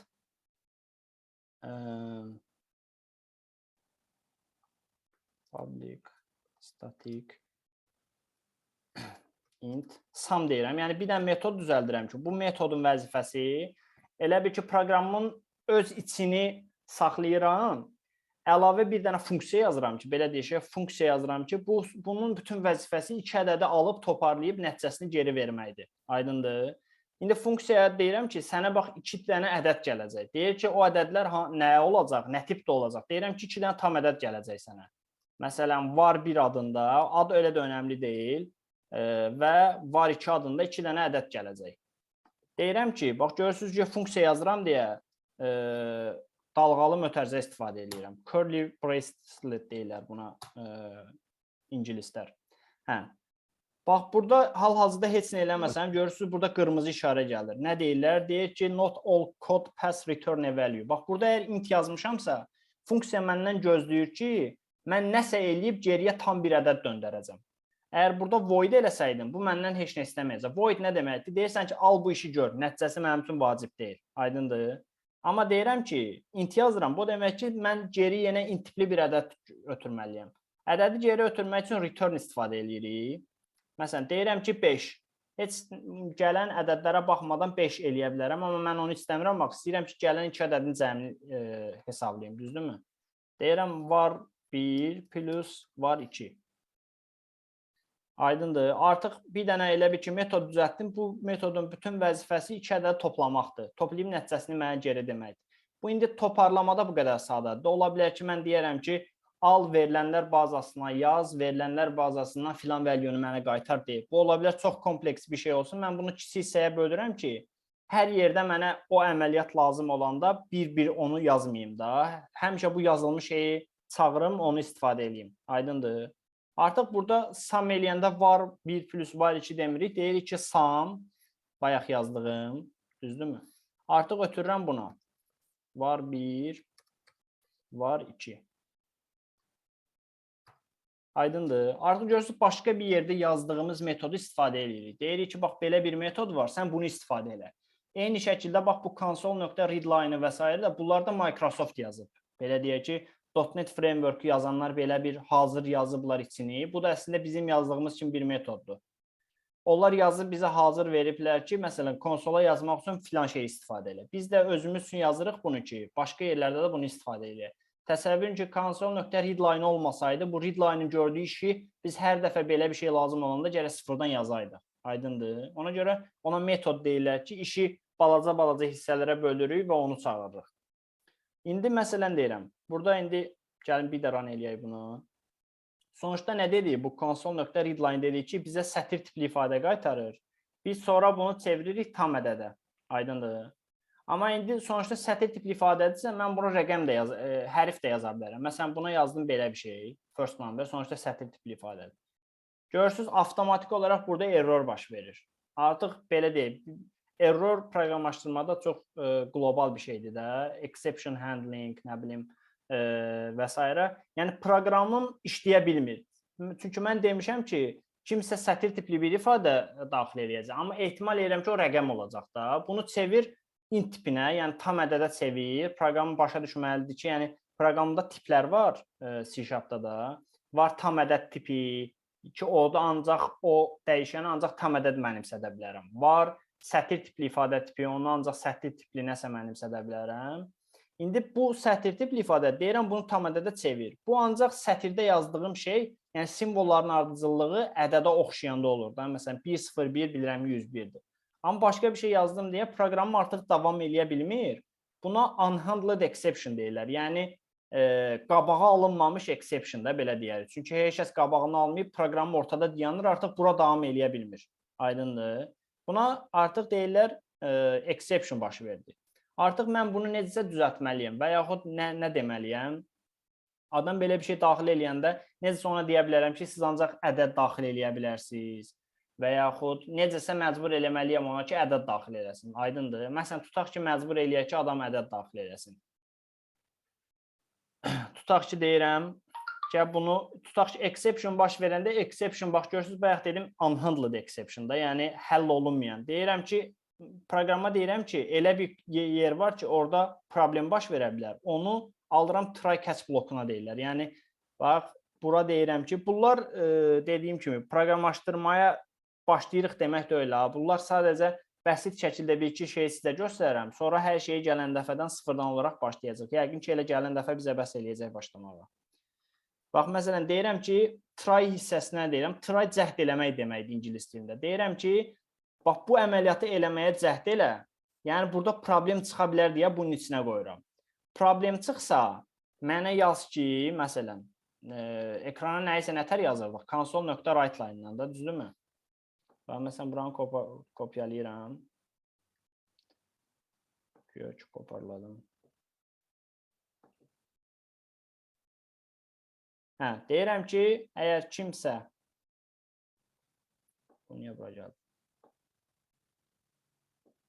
kimsə səhvən başqa şey daxil eləsə ki, problem baş versə, mən ona çıxardım ki, siz ancaq you can only enter int number. Okay. Artıq, bax, proqramın necə işləyir? Gəlir bura, bunu icra eləməyə çalışır. Əgər bura uğurla icra olunsa, məsələn, daxil elədiyim ədəd 5, 6, 7 olsa simvollar ardıcıllığı, bunu çevirə biləcək də tam ədədir, düzdürmü? Çünki tam ədəddir. Bu, bura girmədən birbaşa keçir bura. Aydındır. Yox, əgər bayaqki kimi burada xəta baş versə, proqramım keçəcək, bu blok icra eləyəcək ardından. Bu bloku icra eləyəcək, sonra keçəcək bura. Aydındır. Bura. İndi görürsünüz, bura error atır. Niyə deyir? Deyir ki, daha doğrusu gəl bunu. Burada nə deyir? Deyir ki, var bir does not exist in the current context. Deyir ki, var bir current context-də deyil. Nə deməkdir? Bax, bu mötərizənin içində ifadə olunub baxı dəyişən, düzdürmü? Amma bizim kodumuz o mötərizədən qıraqdadır. Yəni, bu var bir, bu kodun içində başa düşülür ancaq. Bu kodun qırağında var birin heç bir əhəmiyyəti yoxdur. Ona görə mən burada var bir yazmışam deyə bu bunu tanıya bilmir. Aydındır. Bunun bir yolu nədir? Məsələn, mən bunu bununla eyni səviyyədə gərək elan edeyim. Yəni, bax, bu kodun içində, bax, bu blokun içində. Çünki çağırdığım yer bu blokun içidir. Bu blokun içi ancaq burada keçərlidir. Ona görə deyirəm ki, var biri burada elan edeyim. Var bir. Elan eləyirəm burada, amma mənimsətmə eləyirəm burada. Aydındır. Amma görürsünüz, yenə error baş verir. İndi nə error yazır? Yazır ki, use of unassigned local variable var bir. Nə deməkdir? Deyir ki, heç bir dəyər mənimsədilməmiş dəyişənə müraciət var. Bu nə deməkdir? Yəni, məsələn, mən bir dəyişənlə deyirəm ki, belə bir ədədim olacaq ki, kimsə daxil eləyəcək, onu çevirəcəm tam ədədə. Gəlirəm, burada tam ədədə çevirsəm, hər şey uğurlu olmalıdır da, düzdürmü? Uğurlu olacaq, keçəcək bura. Amma mən bura gəlsəm, bu ədədə heç kəs heç nə mənimsətmiş olmayacaq. Çünki burada error baş verdi, o demək ki, var birə heç kəs heç nə mənimsədə bilmədə problem baş verdi. Bəs bura girirəm, bura girəndə var birlə heç nə eləmirəm. Ona görə artıq burada bunu istifadə eləmirəm, çünki var bir heç bir dəyəri olmayan bir şey olur. Aydındır. Ona görə də mən illaki burada ya deməliyəm ki, məsələn, problem baş versə, var birin dəyərini götür 0. Aydındır. Tutaq ki, deyirəm, belə bir məntiq qoysam, artıq proqramı işləyəcək. İndi məsələn deyirəm, yoxlayaq. Bax, məsələn, sətir tipli ifadə edirəm, bax, indi error baş verməyəcək. Çünki mən artıq o erroru həll elədim. First number deyirəm, görürsünüz, error çıxartdı ki, you can only enter int number və dalıca da görürsünüz, bu mesajı çıxartdı bura, keçdi var 1 elədi 0, keçdi artıq mənə bu mesajı göstərir, ikinci ədədi daxil edir. İkinci ədədi tutaq ki, yenə səhv daxil eləsəm, burada da error çıxacaq. Artıq bunu həll eləməmişəm. Ona görə elə gəlin doğru intədə daxil eləyək. Görürsünüz, Samiz 56. İndi məsələn deyirəm, bir dənə də göstərim bunu. Bunlar hamısı ümumi proqramlaşdırma belə deyək, metodlarıdır və yaxud statementləridir. Mən sadəcə ilkin dərslidir, yəni proqramlaşdırmada fərqli şeyləri necə həll eləyə bilərik, onları göstərmək istəyirəm. Tutaq ki, deyirik ki, biz var bir problem olsa çevirə bilməsə, biz adama deyirik ki, you can ancaq tamə də daxil eləyə bilərsən, amma davam eləyir bura. Yəni mən necəsə yenə bunu bura qaytarmalıyam ki, sən get düzgünə də daxil elə, sonra davam eləyə bilərsən. Aydındır? Ona görə nə etmək olar? Yəni artıq biz lazımdır ki, adamı bir dövrə soxaq. Yəni dövr eləsin, o vaxta qədər ki, düzgün ədədi daxil eləsin. İndi dövr operatorlarına gələcəyik. Məsələn deyirəm, bunu necə eləmək olar? Belə bir operator var. Buna dövr operatorlar deyirlər. Bax, burada yazdığımız şərt doğru olana qədər bu həmişə burada davam edir. Aydındır. Məsələn, əgər mən belə bir kod bloku yazsam, görürsünüz, try-in üzərində artıq error çıxır ki, unreachable code detected. Çünki niyə? Mən bura true yazmışam deyə, bu həmişə bunun içərisində davam eləyəcək. Heç vaxt buradan çıxmayacaq. Necəsə bu şərt nə vaxtsa false olmalıdır ki, bu buradan çıxa bilsin. Aydındır. Ona görə buna sonsuz dövr deyirlər. Belə bir dövr yazmırıq. İndi tutaq ki, mən götürürəm kodumu, atıram bunun içərisinə. Kodumu atıram bunun içərisinə. Artıq var biri sıfıra mənimsətmirəm. Çünki sonuçda mən məcbur eləyəcəm düzgün ədəd daxil eləsin. İndi nə deyirəm? Əgər bax, nə vaxt ki, indi bura true demişik də, yəni sonsuz davam elə, amma mən necəsə buradan çıxış şərti verməliyəm ki, filan şərt doğru olandan sonra artıq davam eləmə. Aydındır? Məsələn, əgər var bir bərabər int.parse, yəni bu sətir uğurla icra olunubsa, növbəti sətirdə deyirəm ki, artıq sən bu dövrdən çıxa bilərsən. Dövrdən çıxma şərtinə break deyirlər, yəni çıx şeydən də, yəni ingiliscəsində break sınmaq, nə bilim, kəsmək və s. qırılmaq və s. də. Deyirəm ki, yəni bunu qır, artıq keç bura. Yəni break dediyimiz yerdə bu hansı dövrə aiddirsə, o dövrdən çıxır çölə. Aydındır? Məsələn, bax, indi gəlin proqramımızı yenə run eləyəcəm. Bax, birinci ədəd daxil eləyim. Daxil elədim bu. Deyir ki, sən ancaq tam ədəd daxil eləyə bilərsən. Yenə yazıram. Deyir, sən ancaq tam ədəd daxil eləyə bilərsən. Sən ancaq tam ədəd daxil eləyə bilərsən. Görürsünüz, bu getdikcə gedir. Məsələn, indi 56 daxil eləsəm, görürsünüz, artıq ikinci ədədi istəyir. Çünki artıq bu gəldi bura, bura uğurlu icra oldu. Keçdi bura, dedi ki, dövrdən çıx, gəldi bura. Amma o vaxta qədər həmişə bu sətirdə problem olur deyə keçirdi bura. Buranı icra eləyirdi, gəlirdi bura, gördü dövrdür, gedir bura, dövrün şərtini yoxlayır, görür ki, həmişə truedur, girir bura. O vaxta kimi ki, bu doğru olanda break şərtini gördü. Yəni dövrdən çıxmağın şərti odur ki, ya bu necəsə false olsun, ya bu necəsə burada kimsə birbaşa olaraq desin ki, sən dövrdən çıx. Aydındır. Artıq görürsünüz, ikinci ədədi istəyir, ikinci ədəd daxil elədim, proqramın nəticəsi oldu 145. Aydındır.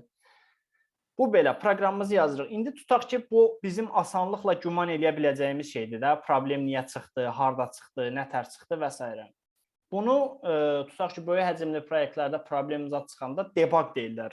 Problemə çox vaxt proqramlaşdırmada bug deyilik və bugların tapılması əməliyyatına da debug deyirik, debugging deyirik. Bax, görürsünüz, yuxarıda ayrıca bir debug menüsü də var. Məsələn, orada çoxlu şəkildə bizə köməkçi olan pəncərələr var və s. və ilə axır. İndi mən deyirəm ki, proqramımı əvvəldən sona debug eləmək istəyirəm. Yəni, hissə-hissə proqram necə icra olunur, onun üzərindən keçmək istəyirəm. Nə edirəm? Bax, C#-da gəlirik bura. Bax, bu belə bir sütun var da burada, bax, görürsünüz. Bax, o sütunda hansı sətri istəyirəmsə, həmin sətrin üzərinə bir dənə sağ klik vursam, ora breakpoint qoyulur. Bunun adı breakpointdir. Breakpoint nədir? Yəni, qırılma nöqtəsi. Biz bunu run eləyəndə C# harda breakpoint görsə, orada dayanır. Gözləyir ki, mən bir çox yerə qoya bilərəm də. Məsələn, bura qoya bilərəm, bura qoya bilərəm və s. C# gözləyir ki, yəni biz özümüz davam eləyək. Aydındır. Bax, məsələn, run eləyirəm bunu.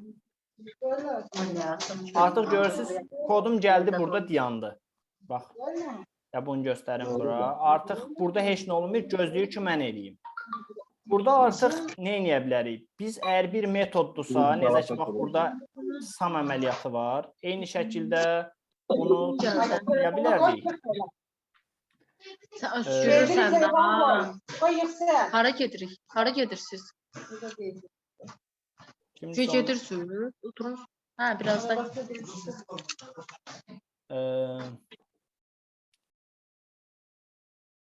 Hə, o səs kimdədirsə zəhmət olmasa bağlasan. Okay. Hə, artıq bax burada iki şərt var. Demək deyə bilərəm ki, əgər metoddursa, metodun içinə gir davam elə və yaxud metod run ilə nəticəsini ver mənə gedək. Məsələn, bax görürsünüz yuxarıda işarələr var. Step into var F11 ilə. Sonra nə var? Step over var. Əgər bu bir metoddursa, məsələn add kimi, step into deyəndə gəlir bunun da içinə sonra gedir. Step over deyəndə yox, birbaşa olaraq bunu icra edir, növbəti sətrə keçir. Aydındır. Mən məsələn indi F10-u basıram, step over deyirəm. Burada dayanmağa ehtiyac yoxdur, çünki bu heç nə eləmir. Gəldi bura. Bax F10 elədim, gəldi bura. Bir dənə də F10 elədim, gəldi bura. Artıq elə bir ki, biz proqramla eyni gedirik. Başa düşürük ki, proqram işləri necə icra edir. Gəldi bura. Bax indi F10 deyirəm, dayandı. Niyə dayandı? Çünki console.readline-a tuş gəldi. Console.readline-a tuş gəldi. Artıq mən nəsə daxil eləməliyəm ki, proqramı davam eləsin. Aydındır. Daxil eləyirəm, məsələn, 45. Daha doğrusu yox. Gəl daxil eləyim, ədəd olmayan bir ifadə. Artıq görürsünüz, proqram hara gəldi? Catch-ə gəldi. Yəni, exception oldu. Exception-ı həll eləməyə çalışır. Yəni, biz çalışmırıq. Neynədir? Ekrana çapa verdi ki, siz ancaq int number daxil eləyə bilərsiniz. Həmin anda gedib konsoluma baxsam, görürsəm, bunu yazıb artıq konsola. Yenə F10 basıram, yenə görürsünüz, while-a getdi. Çünki dövr operatordur. Girdi bura, yenədən gəldi, yenə enteri bastım, yenə məndən gözləyir ki, nəsə daxil eləyəm. Artıq bu dəfə 45 daxil eləsəm, artıq görürsünüz, bu uğurla oldu, var 1-in, burada hətta gəlib var 1-lərin qiymətinə baxmaq olur. Görürsünüz, var 1-in üzərinə gəlirəm, görür ki, 45 də hazırda. Təzədən F10 elədim, artıq 1-2 görən kimi dövr bu hansı dövrə aiddirsə, avtomatik o dövrdən çölə çıxır. Çölə çıxır, ilk sətir nədir? İkinci ədəd daxil eləyin. Gəldi ora. İkinci ədəd daxil eləyin, bu da oldu, nə bilim, 89. Gəldi bura, hə. İndi step over və step into nədir? Bax, əgər mən bunu F10 bassam, bu bunu hesabladı, birbaşa olaraq getdi bura. Amma tutaq ki, bir metod var, elə sumda və ola bilər ki, bunun içində də problem var. İndi o demək deyil ki, həmişə bu qədər sadə olacaq kodun. Onun içinə də keçmək istəyirəmsə, artıq F11 ilə keçirəm. Bax, step into var bu. Bayaqdan biz step over ilə gedirdik. Step into deyəndə artıq görürsün nədir? Gedir, həm də sum-1-in də sum'ın da içərisindən keçir. Aydındır. Bax, sum'a 1-ə gəldim, tutaq ki, deyirəm, 2 ədədin cəmini hesablamalıyam. İndi bura plus yazmamışam, vurma yazmışam da təsadüfən. Görürəm ki, nəticə düz çıxmır. Gəlib bura baxıram ki, burada nə var? Var 1 45-dir. Nə bilim, var 2 89-dur. Gəlir bu hesablayır, amma sum tutaq ki, 134 olmalıdır, olur 756. Artıq bunun içərisində fikir verməliyəm ki, bu nə baş verir ki, bu 134 yox, 756 çıxır. Aydındır, yəni bu bir-bir gedib proqramdan səhvləri tapmaq üçündür. Buna debugging prosesi deyirik. Aydındır. F10 dedik. Bu şəkildə çıxdı. Yəni, biz təxmini sizlə aşağı-yuxarı bəsit şəkildə proqram necə olur, ona baxmış olduq. Dəyişənlər dedik, dəyişənə istifadəçinin daxil etdiyi rəqəmi mənimsətdik, 2 dənə rəqəmi toparladıq. Problem çıxanda istifadəçini məcbur elədik ki, düzgün şeyi daxil eləsin. Məsələn, bunu necə fikirləşə bilərsiniz? Kimsə loginlə username və passwordunu səhv yazır. Facebook həmişə buna deyir ki, düzgün şifrə daxil elə, düzgün şifrə daxil elə. Eyni məntiqdir, yəni. Biz indi burada 2 ədəd üçün deyirik. Sabah elə bir application yazanda gələcəyik bazaya baxacağıq ki, bu istifadəçi və bu şifrəyə uyğun istifadəçi yoxdur. Məcbur eləyəcəyik ki, onu yenidən daxil elə. Məcbur eləyəcəyik ki, yenidən daxil elə və o vaxta kimi ki, uğurlu daxil elədi. Aydındır. Və məsələn, problem çıxanda bəzi saytlara giririk, görürsünüz, errorlar baş verir. O demək ki, kimsə onu həll eləməyib. Əslində, biz bütün errorları bu şəkildə həll eləsək, kimsə error görməyəcək. Sadəcə doğru şəkildə bir mesaj görəcək ki, sən bunu səhv daxil eləmişsən. Yox, mən bunu həll eləməsəm, necə ki, bax, indiki halda birinci ədəd üçün düzgün şəkildə həll eləməyib. Bu breakpointləri yığışdırım. Bu bayaqki üçündür, çünki orada dayanır da demişdik. Hə. Bayaqki halda biz bu elədiyimiz işi, hansı ki, səhv daxil eləyən deyirdi, ancaq ədəd 1 üçün eləmişik də, dəyişən 1 üçün, düzdürmü? Dəyişən 2 üçün heç nə eləməmişik. İndi məsələn deyirəm, girdim bura səhv daxil elədim, dedi düz daxil elə, düz daxil elə, düz daxil elə. Sonuçda girdim 100 daxil elədim. Buradan keçdi. İndi ikinci ədədin yerinə belə daxil eləsəm, artıq proqramın işini dayandırdı. Çünki həll olunmamış bir problem çıxdı. Hansı ki, mən bu problemə qarşı heç bir önləm eləməmişəm. Önləm dediyim, bax, belə bir şeydir.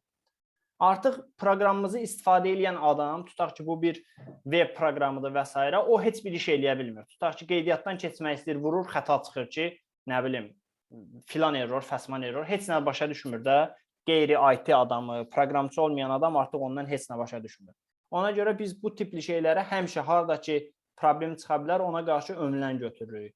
Önləm götürə bilmədiyimiz şeyə ki, çox olur, qlobal səviyyədə bir önləm götürürük ki, məsələn deyirəm, qlobal bir exception handling qoyuruq ki, mənim nəzarətim olmayan bir exception alsa, istifadəçiyə mesaj getsin və yaxud mənə e-mail gəlsin ki, filan proqramda belə bir error baş verib, administratorla əlaqə saxla və yaxud mən özüm arxada o errorları özümə göndərim və s. İndi proqramlaşdırmada buna yanaşmalar çoxdur. Aydındır. Bu bəsit şəkildə C# proqramı idi. Bax, bu dediyimiz balaca hissələr, bax bu C#da funksiya da deyə bilərik, amma C#da bunların adı metoddur. Yəni, müəyyən xırda, işi bölürəm xırda hissələrə, adına deyirəm metod. Metodlar iki cür ola bilər.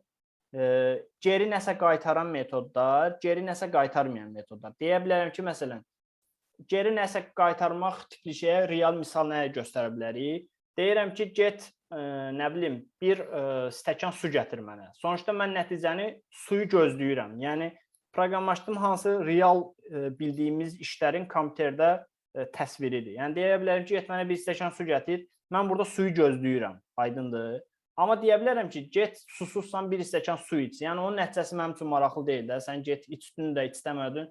Yəni, içdiyib, içmədiyin maraqlı deyə sən o prosesi eləməlisən. Amma sonuçda mən nəsə gözləmirəm səndən də. Gedib içəsən, su özündə qalacaq. Yəni, öz mədəvə gedəcək də, belə deyək. Aydındır. Yəni, geri qaytardığı tipi olan və olmayan metodlar sadəcə bununla fərqlənir. Metodda təzyiq inputlar qəbul edir. Məsələn, demək istəyirəm ki, 5 ədədi hasilini tap, mən 5 ədədi bura verməliyəm də input olaraq ki, bu onu hesablasın. Aydındır. Buna deyirik metodlar. Sonra burada məsələn elə yaradanda bir dənə görürsün, class deyirlər.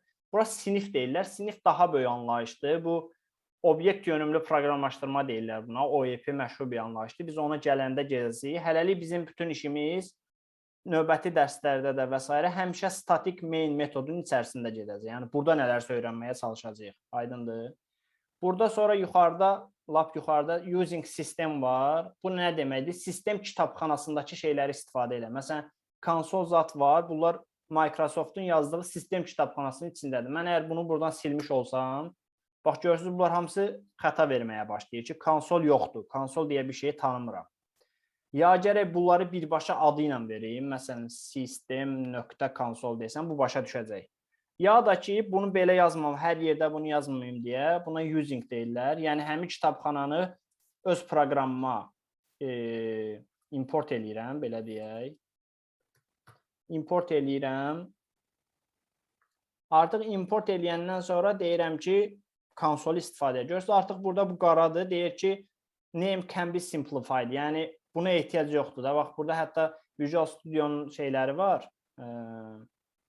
Belə deyək də, göstərir ki, yəni buna ehtiyac yoxdur. Bunu silsəm də olar. Çünki artıq using sistemi mən tanıyıram. Bunu silsəm belə konsolda işləyir. Kitabxana dediyimiz şey də nədir? Məsələn, C#da bir var Microsoft'un özünün yazdığı kitabxanalar. Yəni, Microsoft rəsmi olaraq bunu yazıb ki, biz istifadə eləyək. Bir də məsələn deyək də, təsəvvür edin ki, Azərbaycanda var, tutaq ki, deyirəm, nə bilim, 30.000 developer, məsələn deyirəm, atıram. Nə bilim, Porsche'da var 80.000, nə bilim, Amerikada var. Sonuçta tutaq ki, deyək ki, nə bilim, 300 milyon developer proqramçı var. Məsələn, mən bir proqramçıya müəyyən bir çətin iş görürəm. Görürəm ki, bu çətin işi mən eləmişəm və kimlərisə də bu işi eləyəndə buna lazım ola bilər. Özüm bir kitabxana yazıram, sistemdir, məsələn, adı Nurlan adında, tutaq ki, deyirəm.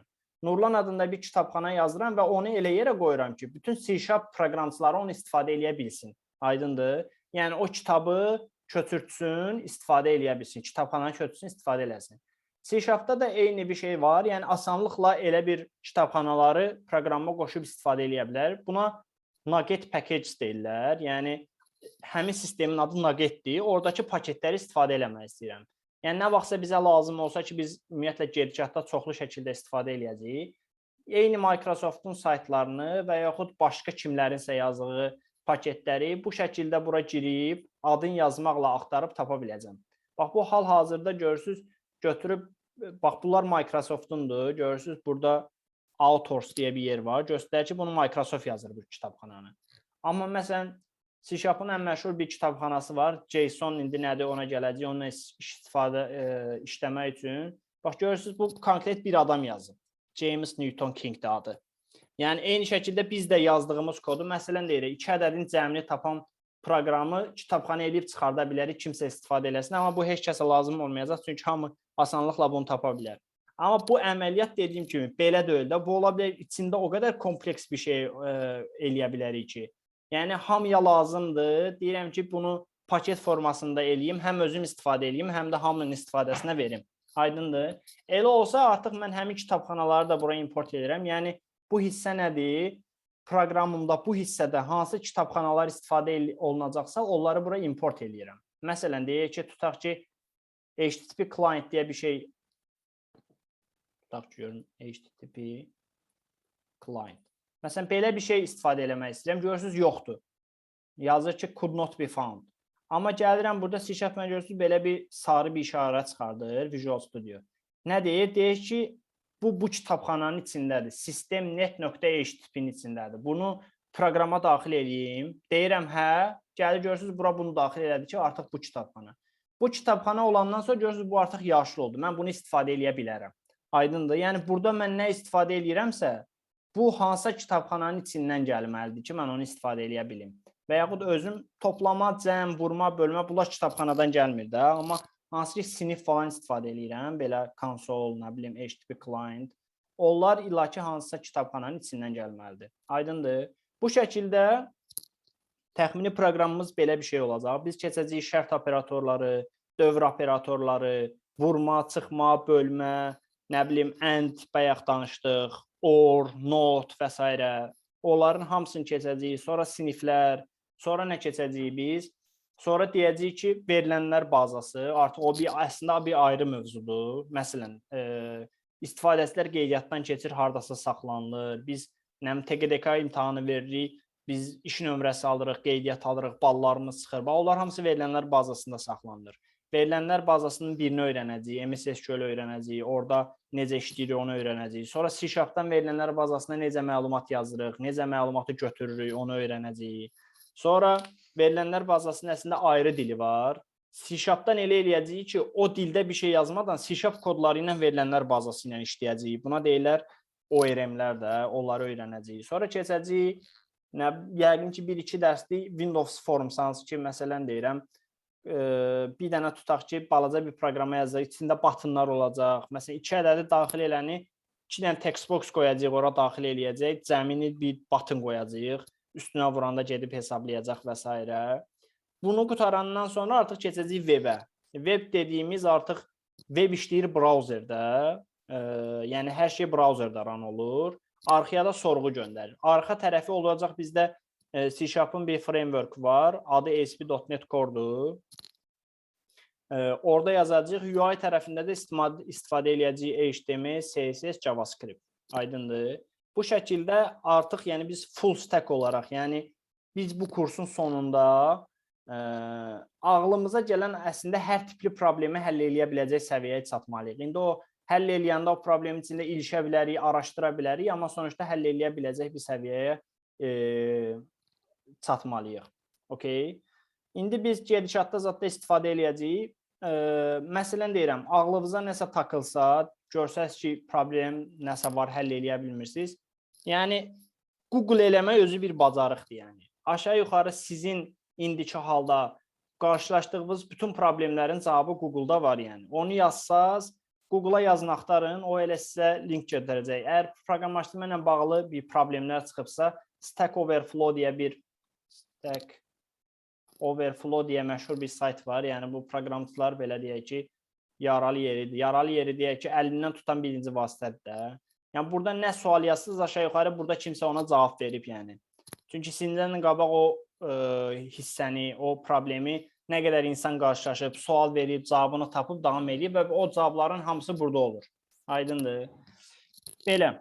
Bu şəkildə təxmini proqramlaşdırmaya qısa bir giriş və yuxarıdan baxış elədik ki, proqramlaşdırma nədir, kompüter proqramı necə run eləyir, C# nədir, kod necə yazılır, istifadəçidən 2 dənə input aldıq, onları topladıq, cavabını tapdıq və s. Aydındır.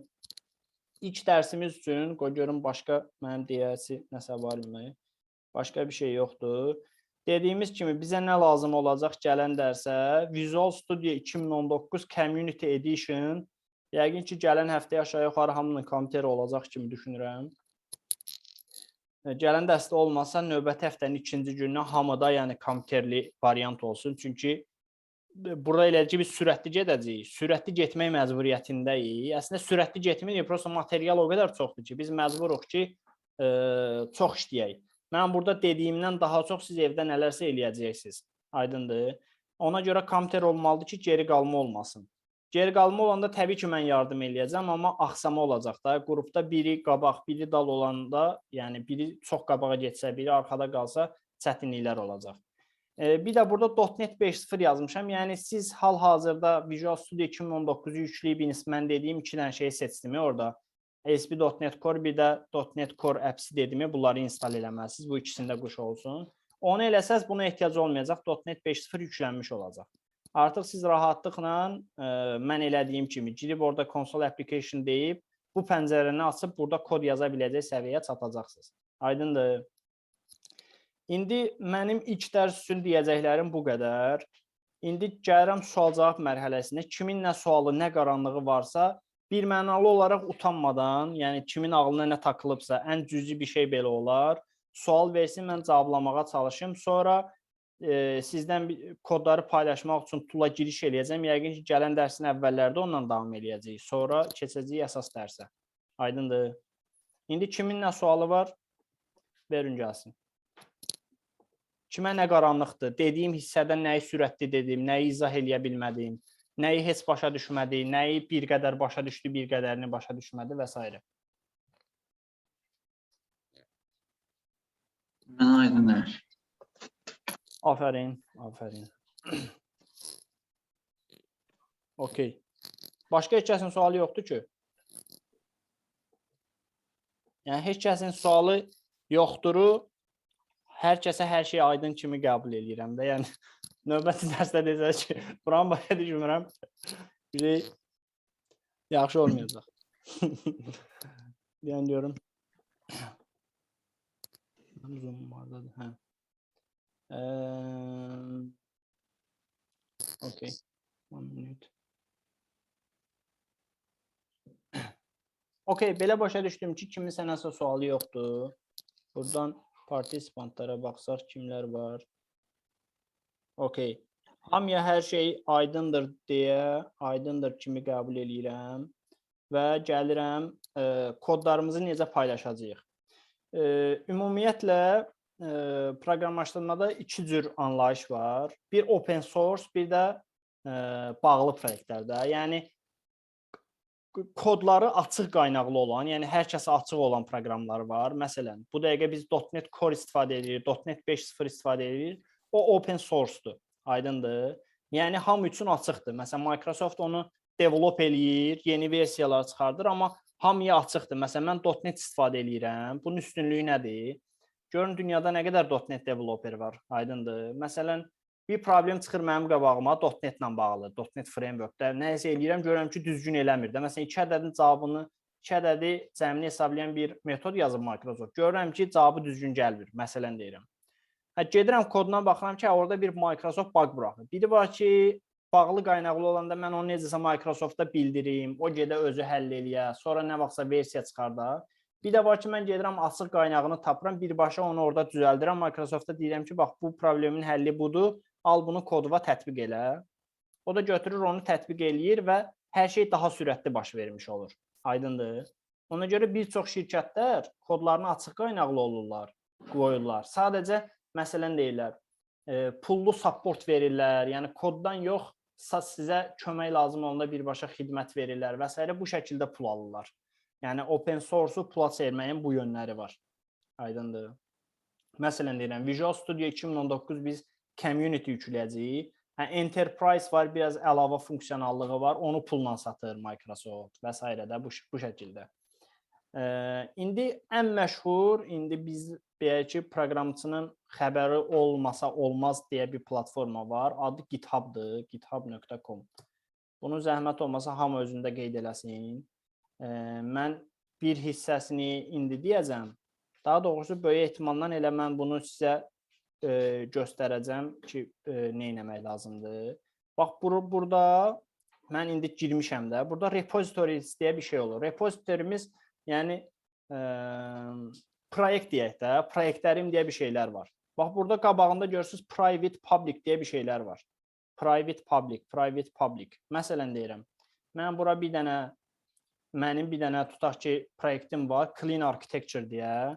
Yəni C#-da təmiz şəkildə hər şey idarə oluna bilən necə web proyekt yaradılar, belə bir repozitorum var. Bax, məsələn, indi mən onu məsələn, çata atsam, siz buna hamınız girə bilməlisiniz. Yəni, girib hamısı kodlarımı görə bilməlisiniz. İndi girsəz deyəcəm. Bax, görürsünüz, burada nə var? Source var. Gələcəm bura, görürsünüz, C# kodlarıdır. Məsələn, webdir. Görürsünüz, program CS var. Bax, bayaq görürsünüz, biz proqram klassının içərisində, main klassının içərisində iş görürük. Bu web proyekti. Sadəcə görürsünüz, main proyektin içində başqa şeylər yazılıb. Yəni, aşağı-yuxarı biz həmişə eyni şeyləri görəcəyik. Proqram, main'i həmişə görəcəyik. Aydındır. Görürsünüz, mən kodlarımı görə bilirəm. Eyni şəkildə bu ünvana siz girsəz, indi bayaqki ümumi linkdir, bu daha detallı linkdir də, yəni hansı klassın içinə girirəm. Bax, bu linklərdən ikisinə də girsəz, siz görəcəksiniz şeyi. Çata göndərdiyim şeylərə girsəz, görəcəksiniz ki, mən nə göndərmişəm. Aydındır. Yəni, bu demək ki, bunun qaynağı açıqdır. Və bu kod paylaşmaq üçün GitHub çox böyük bir platformadır. Bu da elə Microsoft'undur. Aydındır. Siz burada bir hesab yaradacaqsınız. Mənim indi burada hesabım var. Ona görə mən o hissəni əslində göstərə bilərəm. Orada bir hesab yaradacaqsınız. Hesab yaradıb hər şey okey olandan sonra sizə belə bir səhifə açılacaq. GitHub'ın ana səhifəsi də belə. Bu yuxarı qıraqda görəsiniz ki, account bölməsi var. Görsənir də yəqin ki, elədiyim, düzdürmü? Görünür. Burada your repositories deyəcəyim. Bu mənim hal-hazırda olan repozitorlarımı göstərəcək. Sizdə təbii ki, bu yeni yaradırsınız deyə sizdə boş olacaq. Burada new deyəsiniz. New deyəsiniz. Artıq görürsünüz, burada göstərir ki, repozitorunun adı. Repozitorun adı nə olsun? Deyəcəyik ki, məsələn, programming in C#. C#. Məsələn deyirəm, elə belə bir ad qoysaz, bax elə qoyuram bura ki, adı belə qoyarsınız. Programming in C# course deyək ki, daha detallı olsun. Bax, belə bir çata atıram. Bu adda bir dənə, buna da adına deyirəm repository name. Belə bir repository yaradasınız. Programming in C# kurs. Bax, burada public, private yerinə, private nə deməkdir? Sizdən başqa heç kəs görə bilməz. Yəni, bağlıdır bunun qaynağı. Yəni, siz ancaq özünüz burada nəsə eləyə bilərsiniz. Public deyirəm ki, yəni hamı üçün açıq qaynaqlı olsun. Aydındır burası. Public deyirəm, buralardan heç nə eləmirəm. Add readme file, git ignore, choose a license, heç nə eləmirəm. Create repository deyirəm. Aydındır. Create repository verirəm. Bu artıq mənə deyir ki, bura kodu necə yükləyə bilərsən. Artıq koda necə yükləyə biləcək məsələsinə gələcəm. Aydındır. Deməli, hamının belə bir task. Hamı GitHub account açır. Hamı Visual Studio 2019 yükləyir. Bu aydındır da, düzdürmü? Hamı özünə GitHub'da account açır. Account açıb Programming in C# kurs adında bir repository yaradıb bu hissəyə qədər gələcək, növbəti dərsə qədər. Bu hissəyə gələndən sonra nə necə gedir? Bax, görürsünüz, burada git var. Git dediyimiz nədir? Bilməm, girməyim. Qısa məlumat verəcəm. buna version control sistem deyirlər. Yəni proqramın versiyasını kontrol eləyə biləcək software deyirlər.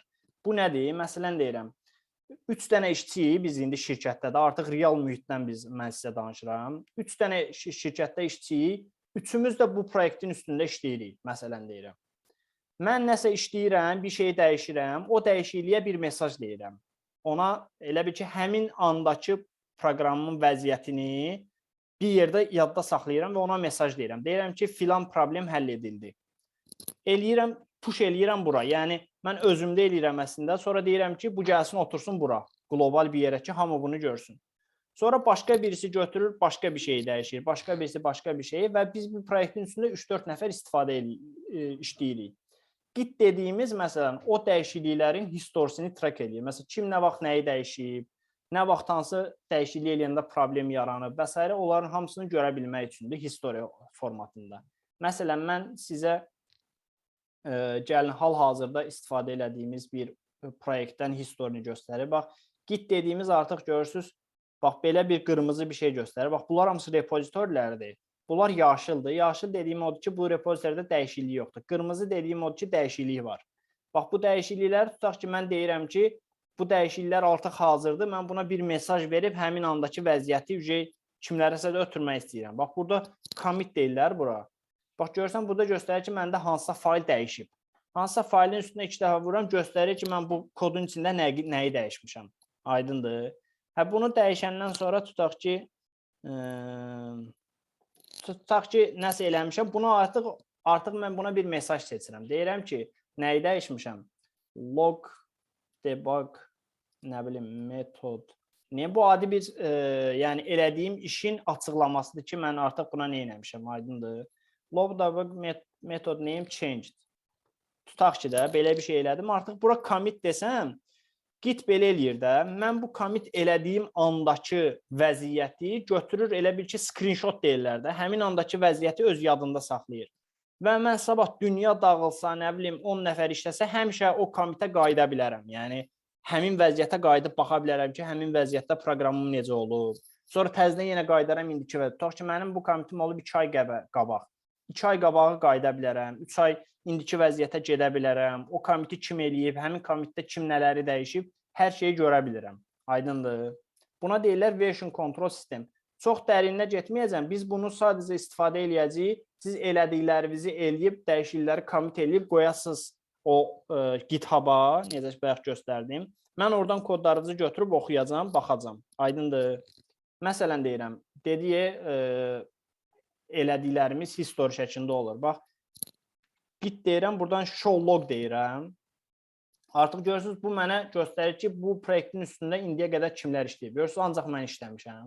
Nə bilim, repository initial-ladır. Proyekti ilk əlavə eləyəndə belə bir mesaj qoymuşam. Görürsünüz, bütün faylların statusu add-dir. Yəni, add olunub. Sonra nə eləmişəm? Hansısa servisi inteqrasiya eləmişəm. Nələrsə silmişəm, nələrsə dəyişmişəm, nələrsə təzədən add eləmişəm və s. Məsələn, filan vaxtı belə bir mesaj olub ki, versiya çıxartmışam. Yəni, bir proqramdır, həmin versiyasının müəyyən bir, həmin proqramdan bir versiya çıxartmışam ki, müştəriyə bu versiyanı yazaq. Məsələn, tutaq ki, WhatsApp-ın indi versiyası nə filan X-dir, WhatsApp yeniləyir, bir versiya dəyişir də. Həmin versiyanın normalda WhatsApp-ın da kod beysində kimsə deyir ki, versiya dəyişdi, filan şeylər oldu. Bax, mən belə versiya çıxartmışam. Görürsünüz, burada həmin bu commit ərzində nələr dəyişibsə hər şeyi görə bilirəm. Məsələn, görsənir ki, proqram CS modified olub. Üstünə 2 dəfə basıram, göstərir ki, həmin commitdə nəyi dəyişmişəm, həmin faylda nə dəyişib, bax, bu dəyişib buna. Yəni, burada şey olub, mən bunları komment almışam, şərh almışam. Nə bilim, config faylında 1.2 dəyişib, 2.9 olub, Georgia dəyişib, development olub, nə bilim, burada filan şey dəyişib. Yəni, hər şeyi commitlərdə görə bilirəm. İstəsə 2 il qabaq olsun, istəsə bu gün olsun. Yəni, sonuçta bu commit həmin andakı vəziyyət olduğuna görə, həmin vəziyyətdə də, həmin commitdə də nələr dəyişib, hər şeyi görə bilirəm. Bu şəkildə buna git deyirlər. Bu normalda özümüzdə də saxlaya bilərik. Yəni, GitHub-a ehtiyac yoxdur. GitHub sadəcə Git adında version control sistemi var. Oradakı kodları saxlamaq üçün bir cloud xidmətidir. Necə ki, şəkillərimizi Google Drive-a da yükləyirik. Amma şəklin historisini şey eləmək olmur da, tutmaq olmur. Ki, bunu ha vaxt kim dəyişir. Amma koda o lazım olduğundan ona GitHub deyirlər və biz bu proyektimizi elədiyimizi eləyib sonuçta gəlib Git-ə atacağıq. Gələn dəfiyə kimi hamı bu mərhələyə kimi zəhmət olmasa gəlsin. Yəni burada bir akkaunt yaradıb Programming in C# kurs adında bir repozitorini create eləsin. Bu hissəyə gəlsin. Bu hissəyə gələndən sonra artıq biz proyektimizi bura necə əlavə eləyəcəyik onu göstərəcəm. Ya hər ehtimal bunu da tapşırıq kimi vereyim. .com. Git-in özü hansı ki özümüzə install eləyirik dediyi Git özü bir version control sistemdir. O da yenə download oluna bilən bir şeydir. Bunu da chat-a göndərirəm. Bunu da download eləyəsiniz. Burada bax görürsünüz download for Windows var burada. Windows'un download elə. Bu düyməyə basasınız download olacaq. Məsələn bu düyməyə basırsınız, avtomatik olaraq görürsünüz burada download başladı. Yəni download getməyə başlayır. Yəni mən bunu sonuçta X eləyirəm, mənə lazım deyil.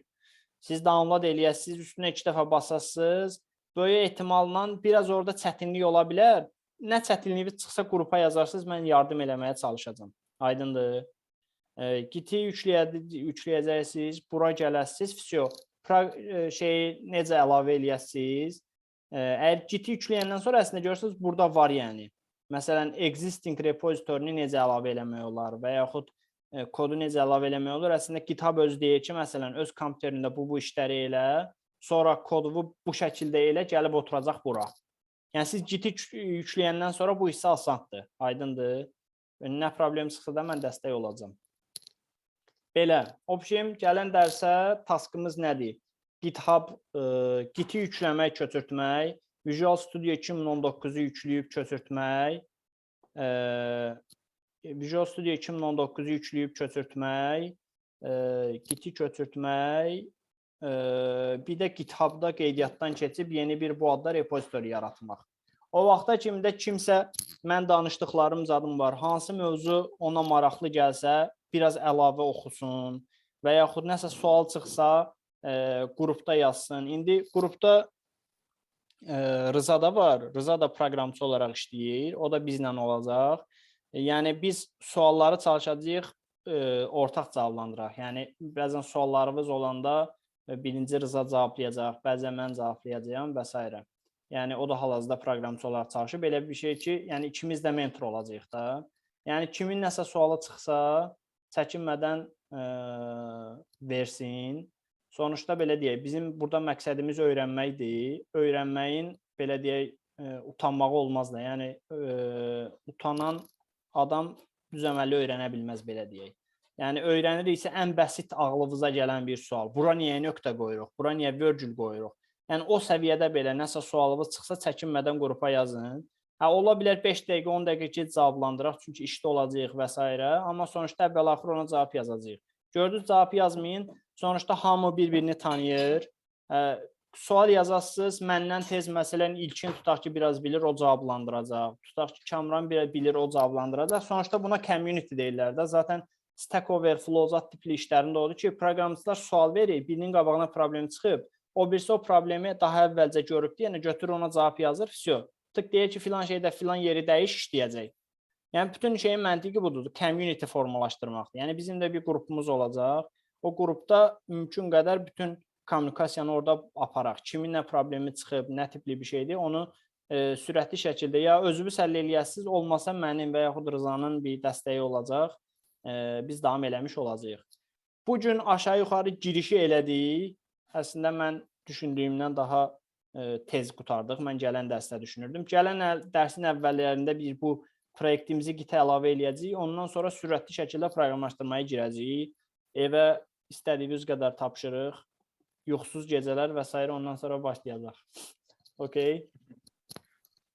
Belə. Mənim bugünə danışdıqlarım bu qədər.